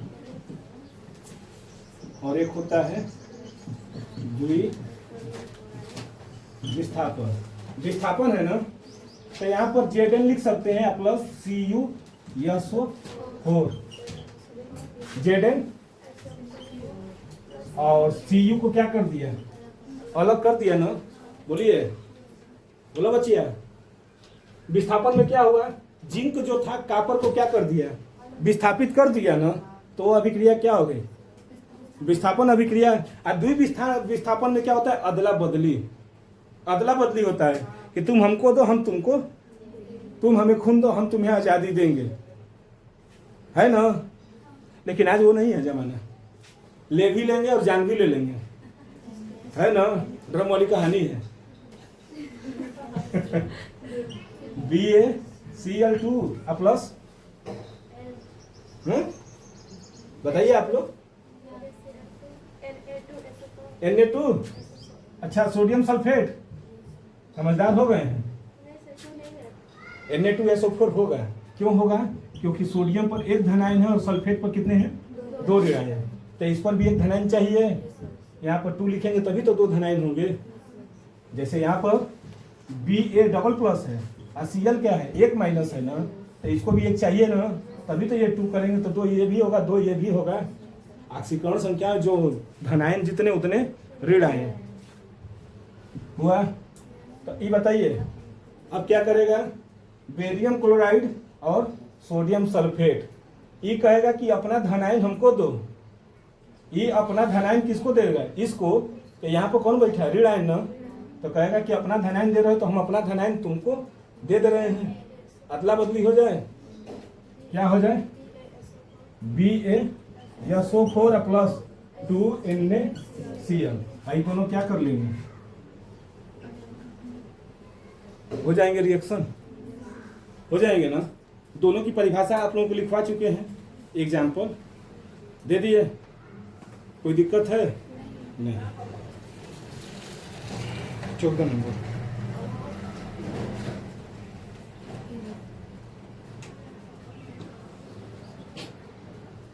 देखा जाए। 14 नंबर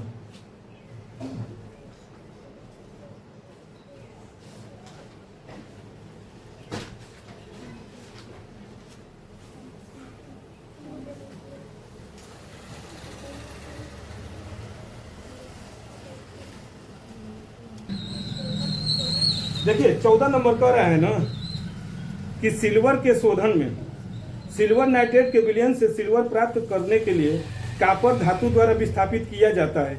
इस अभिक्रिया के लिए क्या लिखना है? अभिक्रिया लिखना है ना। 14 नंबर कह रहा है, बस अभिक्रिया लिखकर छोड़ देना है। कॉपर है ना, और क्या है? Silver nitrate. तो क्या कर दे रहा है? सिल्वर को विस्थापित कर दे रहा है ना, यही ना किया है?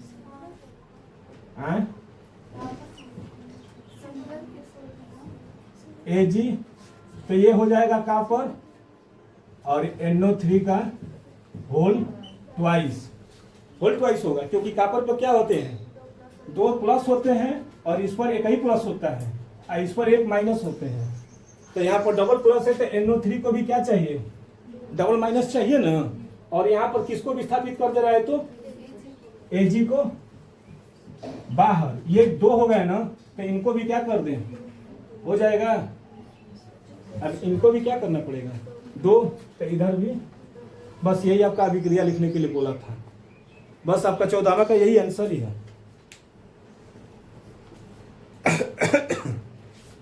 15 नंबर पर है अवक्षेपण अभिक्रिया से आप क्या समझते हैं? अवक्षेपण अभिक्रिया से आप क्या समझते हैं? 15 नंबर अवक्षेपण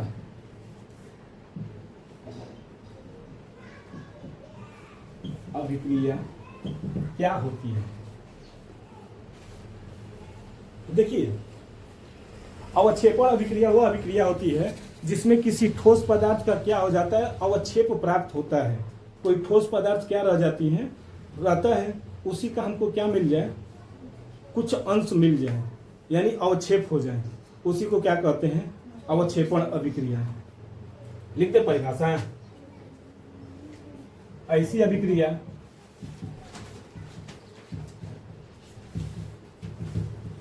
जिसमें किसी ठोस पदार्थ, जिसमें किसी ठोस अविलेय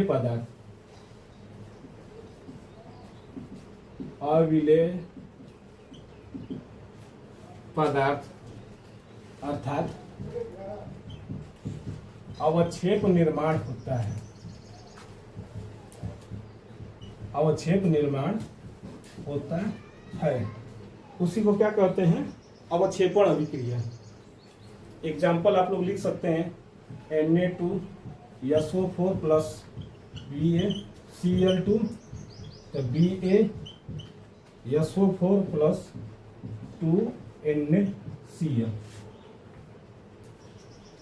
यही क्या मिल जाते हैं? अवक्षेप प्राप्त होते हैं। संयोजन अभिक्रिया को वियोजन अभिक्रिया को संयोजन अभिक्रिया के विपरीत क्यों कहा जाता है? देखिए, संयोजन अभिक्रिया और वियोजन अभिक्रिया, वियोजन का मतलब टूटना है ना, वियोजन का मतलब क्या होता है? टूटना, जाहिर सी बात है। और संयोजन का मतलब होता है जुड़ना, जुड़ना। अब बताइए, एक दूसरे के ही ना विपरीत हैं। एक क्या करेगा? टूटेगा तो दूसरा जुड़ेगा, यानी एक तोड़ रहा है तो दूसरा क्या कर रहा है? जोड़ रहा है। टूटना और जुड़ना क्या होते हैं? विपरीत होती है ना, यानी अपोजिट अगर कहा जाए टूटना का तो क्या होता है? जोड़ना। तो उसी तरह ये भी क्या है? अभिक्रिया ही है ना।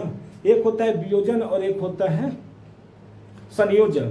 तो अब बताइए, दोनों हैं तो दोनों में क्या है? विपरीत होंगे ही, कि एक क्या करेगा? जुड़ेगा, दूसरा क्या कर लेगा? वो टूटेगा। तो देखिए, वियोजन अभिक्रिया में क्या होते हैं, समझ लीजिए। वियोजन अभिक्रिया में क्या होते हैं ना, कि इसमें एकल उत्पाद होते हैं, एकल अभिकारक होते हैं, सॉरी, एकल अभिकारक होते हैं। अभिकारक क्या होंगे? एकल होंगे, लेकिन उत्पाद क्या होंगे? एक से अधिक बनेंगे। तो यानी दो या दो से अधिक उत्पाद क्या हो जाएंगे?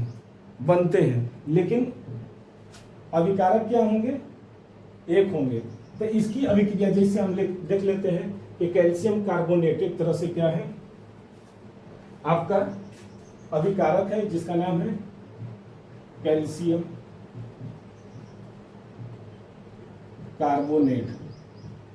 ये आपका क्या हो गया है? इसे कहेंगे अभिकारक।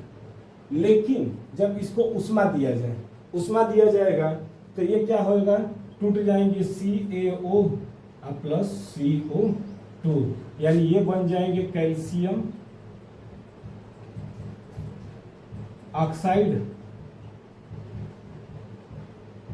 और ये बन जाएंगे कार्बन डाई ऑक्साइड में।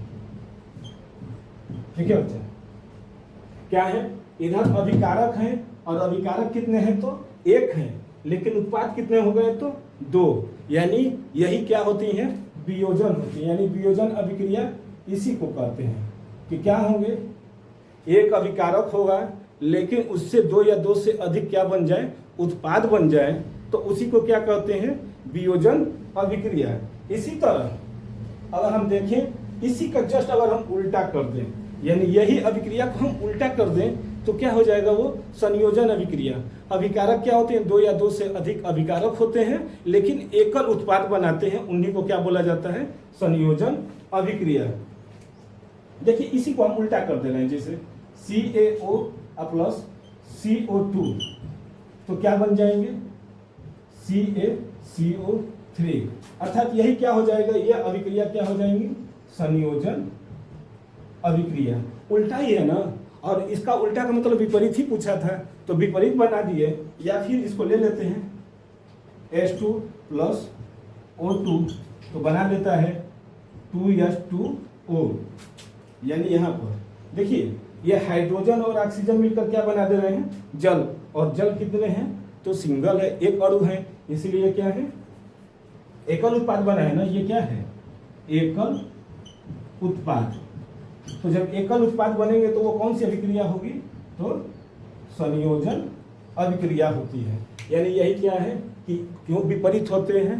तो यही कारण है कि देखिए, कैल्शियम कार्बोनेट को यानी इसको उष्मा दिए हैं, तो ये क्या हुआ है? वियोजन अभिक्रिया बन गया, यानी दो उत्पाद बन गए। जबकि यही अभिक्रिया को अगर उल्टा कर दिया, यानी अपोजिट, विपरीत, तो कैल्शियम ऑक्साइड और कार्बन डाइऑक्साइड का जब संयोजन करते हैं तो कैल्शियम कार्बोनेट बन जाते हैं। या फिर संयोजन अभिक्रिया का एक और अन्य उदाहरण, हाइड्रोजन और ऑक्सीजन आपस में अभिक्रिया करके क्या बना लेते हैं? एकल उत्पाद बनाते हैं। उस एकल उत्पाद का क्या नाम होता है? तो जल होता है। तो अब आइए देखते हैं 12वां प्रश्न।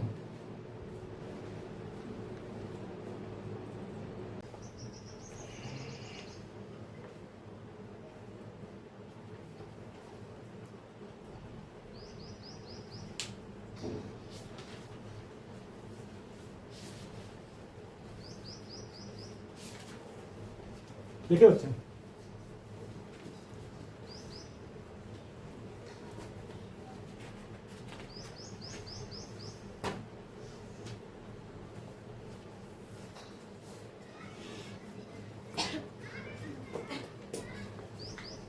इसमें क्या होते हैं ना कि वो अभिक्रिया होती है जिसमें किसी ठोस अविलेय पदार्थ जानते हैं जो घुले न, घुलना नहीं चाहिए, पूरी तरह से न घुले, तो उसी को क्या कहते हैं, अवक्षेपण अभिक्रिया कहते हैं। जो अभी आपको एग्जाम्पल सोडियम सल्फेट और बेरियम क्लोराइड का जब अभिक्रिया कराते हैं तो बेरियम सल्फेट का क्या मिल जाता है, अवक्षेप प्राप्त होता है, और सोडियम क्लोराइड क्या हो जाते हैं, अलग हो जाते हैं। यही क्या होती है, अवक्षेपण अभिक्रिया। देखिए आपका अगला प्रश्न जो है 16वां कि ऑक्सीजन के योग या हानि के आधार पर, देखिए ऑक्सीजन के योग या हानि के आधार पर निम्न पदों की क्या कीजिए, व्याख्या कीजिए, और प्रत्येक के लिए दो दो एग्जाम्पल भी देना है। जिसमें आता है उपचयन और अपचयन, आपके दो टिप उसमें दिए हैं। पहला दिया है उपचयन जिसको ऑक्सीकरण भी कहते हैं, और दूसरा दिया है अपचयन। तो देखिए दो होते हैं, उपचयन और अपचयन, यानी यही दोनों को मिला दिया जाता है तो कहा जाता है कि रेडॉक्स अभिक्रिया हुई है। तो देखिए उपचयन को ऑक्सीकरण अभिक्रिया भी कहते हैं। यानी यहाँ पर बोला है परिभाषा के इसके अनुसार देना है कि ऑक्सीजन का योग होगा तो क्या होगा और हानि होगी तो क्या होगा। तो देखिए जहाँ पर ऑक्सीजन का यानी वह अभिक्रिया जिसमें ऑक्सीजन का योग होता है उसे हम लोग ऑक्सीकरण या फिर उपचयन अभिक्रिया कहते हैं। परिभाषा भी वही लिखा है कि वह अभिक्रिया जिसमें किसी पदार्थ में ऑक्सीजन संयोग करता है, यानी ऑक्सीजन क्या करता है उसके साथ जुड़ जाता है, तो उपचयन अभिक्रिया कहलाती है। एग्जाम्पल इसके हो जाएंगे, जैसे सोडियम कोई धातु ले लेते हैं और इसके साथ जोड़ देते हैं ऑक्सीजन को, क्योंकि ऑक्सीजन को ही जोड़ा जाएगा तो क्या बनेंगे, Na2O। यहाँ पर अभिक्रिया को संतुलित नहीं है तो इसीलिए क्या करेंगे, अभिक्रिया को संतुलित करना जरूरी हो जाता है।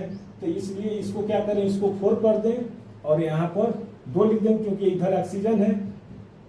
तो देखिए अभिक्रिया भी संतुलित हो गए, 4 सोडियम है तो इधर 4 सोडियम, ऑक्सीजन की संख्या इधर 2 तो इधर भी ये क्या हो गए, 2 हो गए, ये हो गए। उसी तरह 2 एग्जाम्पल बोला था, दूसरा ले लेते हैं कार्बन मोनोऑक्साइड को।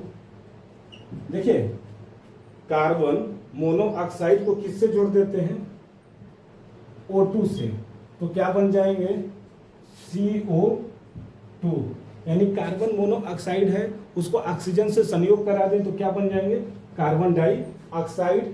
यानी इधर हम क्या कर दें 2, तो 2 और 2 4, इधर कितने हो गए अभी 2। ये देखिए ये अभिक्रिया क्या हो गई, संतुलित हो गई। यानी कार्बन मोनोऑक्साइड में क्या हुआ, ऑक्सीजन का योग हुआ है जिसकी वजह से इसे क्या बोलेंगे, ऑक्सीकरण या फिर उपचयन अभिक्रिया। या सोडियम धातु में ऑक्सीजन का क्या हुआ है, संयोग हुआ है, इसलिए अभी क्या है, उपचयन अभिक्रिया है। अर्थात उपचयन अभिक्रिया वह अभिक्रिया है जिसमें ऑक्सीजन का क्या होता है, योग होता है या फिर संयोग होता है। और वही अगर हानि होगी ऑक्सीजन की तो वहां पर वो क्या हो जाते हैं, अपचयन अभिक्रिया। अर्थात देख लीजिए अपचयन की परिभाषा बी नंबर कि वह अभिक्रिया जिसमें किसी पदार्थ से ऑक्सीजन की क्या हो जाती है, हानि होती है, उसे क्या कहते हैं, अपचयन अभिक्रिया कहते हैं। एग्जाम्पल इसके भी देख लेते हैं बच्चे,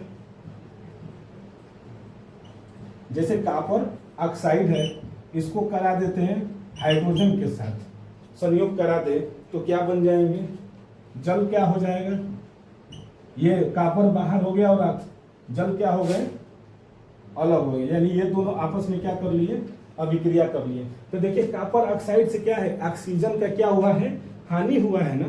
यानी यहाँ पे क्या था, कॉपर था, कॉपर क्या हो गया, कॉपर से ऑक्सीजन था जुड़ा, ऑक्सीजन यहाँ से निकल कर चला गया किसके पास, हाइड्रोजन के पास। हाइड्रोजन पर जाने के बाद क्या बना लिया, ये जल, और ये कॉपर क्या हो गया, अलग हो गया। यानी यहाँ से ऑक्सीजन की क्या हो गई, हानि हो गई, और हानि होने के कारण यह अभिक्रिया क्या होती है, अपचयन अभिक्रिया।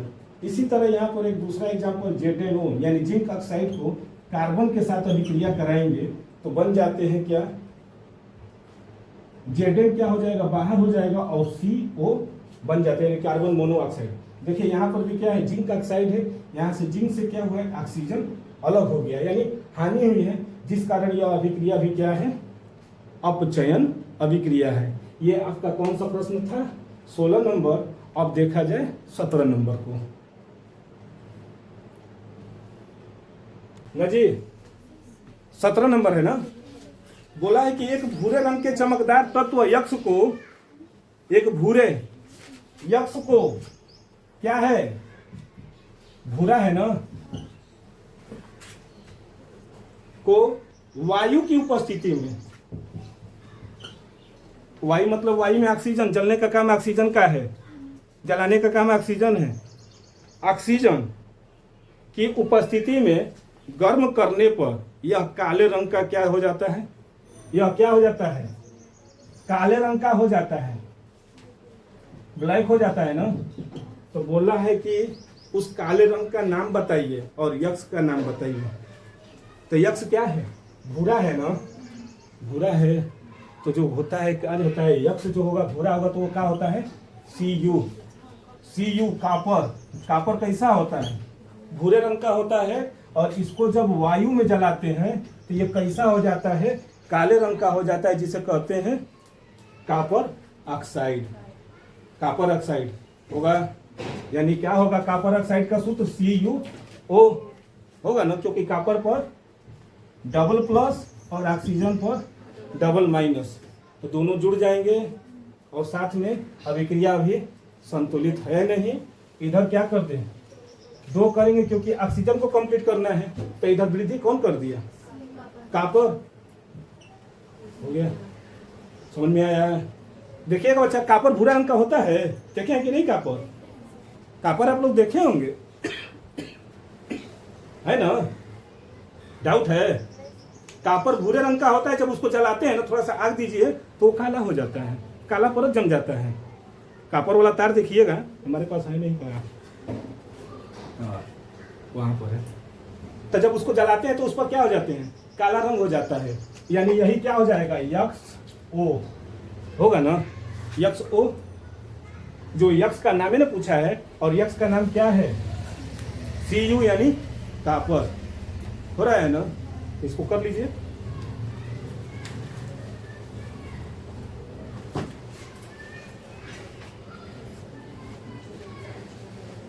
देखिए 18वां क्या कर रहा है कि 18वां नंबर है कि लोहे की वस्तुओं को हम पेंट क्यों करते हैं।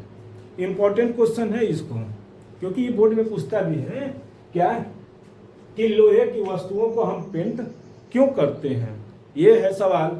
तो देखिए, लोहे की वस्तु को हम पेंट क्यों करते हैं, जैसा कि हमने नोट्स में लिखा है संक्षारण। तो जो संक्षारण क्या होते हैं, जैसे कोई वस्तु या कोई धातु जो होती है, अगर वायु के संपर्क में आती है तो धातु क्या हो जाती है, ऑक्सीकृत हो जाती है। उसी तरह ये जो लोहा होता है, तो लोहा जो होता है क्या होते हैं कि लोहा वायुमंडलीय ऑक्सीजन, जो लोहा जो होता है वायुमंडल में जो उपस्थित जो गैस है, जो इसका नाम है ऑक्सीजन, उसके साथ ये क्या हो जाते हैं, ऑक्सीकृत हो जाती है, यानी उसमें जो नमी होती है जिसके कारण उसमें क्या हो जाते हैं, जंग लग जाते हैं। यही है कि लोहा वायुमंडलीय ऑक्सीजन अर्थात वायु तथा नमी से अभिक्रिया करके जल योजित, यानी जल में जो योजित क्या बना लेता है, आयरन ऑक्साइड।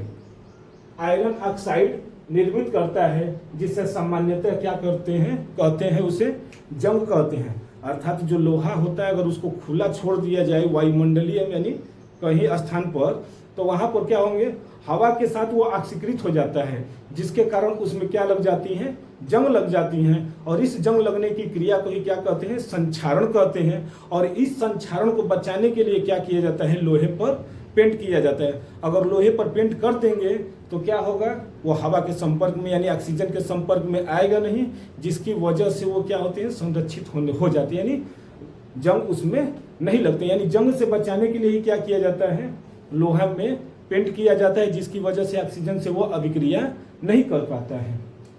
तो वही है, यानी जंग कहते हैं। तथा धीरे धीरे होने वाली इस प्रक्रिया को ही क्या कहते हैं, संक्षारण कहते हैं।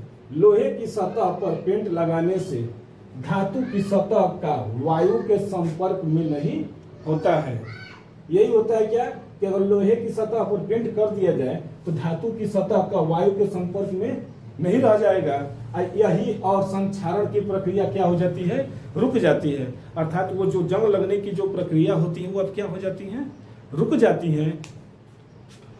अतः लोहे की वस्तुओं पर हम लोग क्या कर देते हैं, पेंट करते हैं। यही होता है, और कोई इसका कोई बड़ा रीजन नहीं है, क्योंकि वो संरक्षित हो जाए, वो संक्षारण होती है, यानी उसमें क्षय होगा, और क्षय होगा तो लोहा क्या होगा, कमजोर होता जाएगा।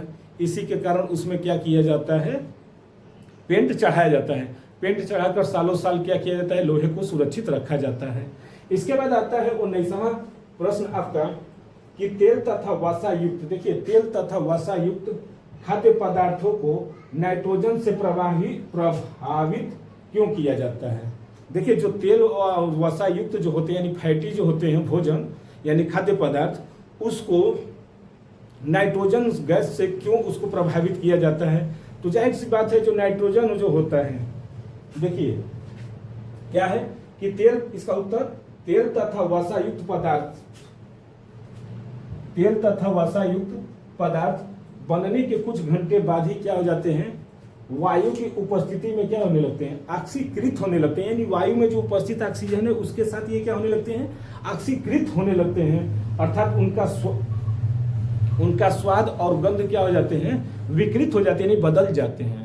जैसे तेल वाला जो खाना होगा या फिर वसा वाला जो खाना होता है, अगर खाना बनने के कुछ घंटों के बाद ये क्या होने लगते हैं, वायु के साथ, यानी कुछ घंटों के बाद वायु की उपस्थिति में ये ऑक्सीकृत हो जाते हैं, जिसके कारण इनके स्वाद और गंध में विकृत हो जाते हैं, यानी बदल जाती है, परिवर्तन हो जाता है। यही प्रक्रिया क्या कहलाती है, विकृत गंधिता कहलाती है। परंतु यदि इन खाद्य पदार्थों को बनाने के तुरंत ही उसमें क्या भर दे, नाइट्रोजन गैस, जो क्या है एक तरह से अक्रिय है। नाइट्रोजन गैस एक तरह से क्या है, अक्रिय है, युक्त पैकेटों में पैक कर दिया जाता है, तो विकृत गंधिता की प्रक्रिया क्या नहीं हो पाती है और पदार्थ संरक्षित रहता है। वही बात है कि अगर उसमें नाइट्रोजन जो है अक्रिय गैस है, जो उस पैकेट में अगर भर दिया जाए तो वो अन्य क्रिया नहीं कर पाएगी, और अन्य क्रिया नहीं कर पाएगी तो क्या होगी, वस्तु विकृत गंधिता से क्या होगी, बच जाएंगी, और बचने के बाद जो भोजन है, जो खाद्य पदार्थ है, वो क्या रह जाएगा, संरक्षित रह जाते हैं। ये तो हो गए। देखिए आपका 20वां जो क्वेश्चन है पूछा है आपका, देखिए आपका 20वां है और लास्ट वाला कह रहा है कि निम्न पदों का वर्णन कीजिए तथा प्रत्येक का एक एक उदाहरण दीजिए, जिसमें पहला आपका दिया है संक्षारण। देखिए यही संक्षारण की प्रक्रिया तो अभी हम समझाई है आप लोगों को, और साथ में दिया है विकृत गंधिता। तो विकृत गंधिता क्या, अभी यही इसकी परिभाषा है, और यहाँ पर इसका जो देख रहे हैं आप लोग संक्षारण यही है। तो चलिए आइए, यही है सिर्फ, बस उसको देख लेते हैं, उसको भी लास्ट वाला आपका, और इस तरह से आपका खत्म हो जाएगा एनसीईआरटी सॉल्यूशन। तो आइए देखते हैं 20वां नंबर।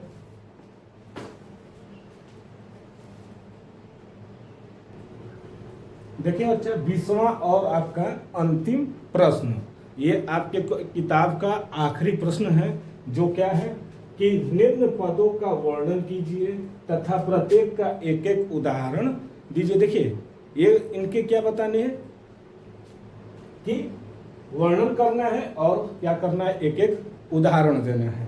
तो आइए पहला देखते हैं क्या दिया है, संक्षारण। देखिए संक्षारण की हम लोग इस चैप्टर में बहुत बात कर ली है। तो संक्षारण होता क्या है समझा चुके हैं। संक्षारण वह प्रक्रिया है जिसमें कोई धातु जो होता है वायु के संपर्क में आने के कारण वह धीरे धीरे क्या होने लगते हैं, नष्ट होने लगते हैं। नष्ट होने के यही प्रक्रिया को ही क्या कहते हैं, संक्षारण कहते हैं। और यह क्या होती है, बहुत ही विनाशकारी होती है, क्योंकि कोई भी चीज को अगर धीरे धीरे नष्ट करेंगे तो क्या होता है, वो जड़ से नष्ट होता है। अचानक कोई नष्ट होता है तो उसका जड़ मजबूत रहता है, लेकिन जो धीरे धीरे होती है ना, तो उसका जड़ ही कमजोर हो जाता है। तो ये क्या होती है, एक तरह से विनाशकारी होती है, जिसे रोकना क्या होता है, बहुत जरूरी होता है। इसीलिए हम लोग धातुओं पर क्या कर देते हैं, पेंट लगा देते हैं, और पेंट लगाने की क्रिया को यसद लेपन कहते हैं। तो देखिए संक्षारण वह प्रक्रिया है जिसमें धातु नमी तथा वायु से क्या हो जाती है, धीरे धीरे अभिक्रिया करके नष्ट हो जाती है या होती जाती है। यहाँ पर लिख सकते हैं होती जाती है, संक्षारण कहलाती है। सामान्यतः यह एक विनाशकारी क्या है, प्रक्रम है, और इसे रोकना क्या होता है, अति आवश्यक है। तो इसका उदाहरण देख लिया जाए। देखिए उदाहरण क्या देखेंगे, जैसे आयरन है, आयरन को ऑक्सीजन के साथ, ऑक्सीजन और क्या ले लेते हैं, वायु में जो उपस्थित जल है। देखिए ऑक्सीजन है, अरे आयरन और ऑक्सीजन और वायु में जो नमी होती है, उस नमी के कारण क्या बदल जाते हैं, जो आयरन है आयरन ऑक्साइड में क्या हो जाते हैं, परिवर्तित हो जाते हैं, और जो नमी रहती है उसी के साथ जुड़ जाती हैं। तो देखिए अभिक्रिया संतुलित है नहीं, क्यों, क्योंकि इधर कितने हैं 3 और इधर है 2, इसको इधर से क्या करते हैं 3 और Fe कितना है इधर 2, तो इधर इसको 4Fe + 3O2 और यहाँ पर लिख देते हैं यक्स। यक्स जो लिखे हैं वो क्या है, नंबर जो है जल के अणु के क्या है, नंबर है। यहाँ पर कुछ भी नंबर आपका हो सकता है 1 से लेके जितना जाना है, जहाँ यक्स बराबर यहाँ पर लिख सकते हैं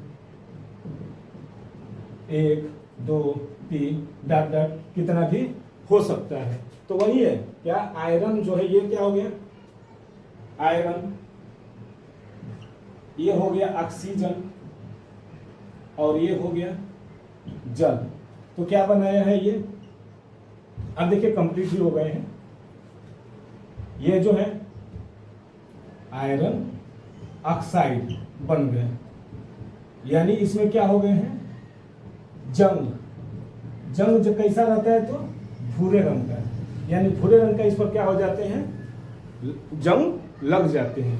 उसी तरह एक दूसरा एग्जाम्पल देख लिया जाए, सिल्वर पर जो चांदी होता है उस पर H2S यानी वायु के संपर्क में आता है तो बदल जाता है Ag2S प्लस हाइड्रोजन गैस को क्या कर देता है, रिलीज कर देता है। तो ये भी क्या हो जाते हैं, यानी चांदी है ये सिल्वर है और इस पर क्या जब लग जाते हैं, सिल्वर पर काली परत लग जाती है। देखिए चांदी है, अगर चांदी पर क्या हो जाते हैं, कुछ दिनों के बाद देखेंगे तो उस पर काली परत जम जाती है। तो वो किसके कारण हो जाते हैं, तो ये भी हवा के संपर्क में जब आता है तब, तो ये भी हो जाते हैं। यानी 2 एग्जाम्पल हो गए। इसके बाद लास्ट में आपका आता है बी नंबर, विकृत गंधिता किसे कहते हैं।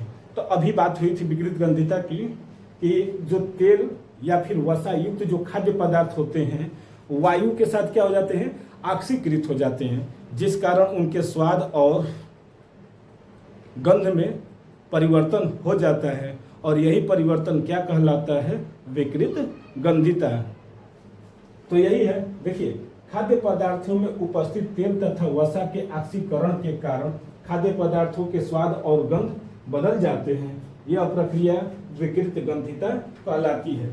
उदाहरण हम लोग देख लेते हैं, तेल तले हुए, देखिए उदाहरण है तले हुए आलू चिप्स, पापड़ आदि कुछ घंटों या दिनों के बाद बदली हुई गंध इसमें आने लगती है। देखिए ये सब जो होते हैं ना, अगर तल कर रख दिया जाए तो कुछ दिनों के बाद या कुछ घंटों के बाद इनके स्वाद में क्या हो जाते हैं, परिवर्तन हो जाते हैं, जिस कारण इसको क्या किया जाता है, एक पैकेट में रखा जाता है। अगर वो पैकेट में नाइट्रोजन गैस, ऑक्सीजन गैस को हटाकर नाइट्रोजन गैस भर दिया जाता है, जो कि क्या एक तरह से अक्रिय गैस है, तो उनके स्वाद और गंध में कोई परिवर्तन नहीं होता है और वस्तु कुछ दिनों तक क्या रहती है, सुरक्षित रहती हैं। तो इस तरह से आप लोगों का जो NCERT सॉल्यूशन, NCERT सॉल्यूशन हमने क्या किया, एक एक करके सबकी परिभाषा हमने आप लोगों को बता दिया, यानी पूरी तरह से इसका क्या किए हैं, सॉल्यूशन एक साथ पूरा खत्म कर दिया।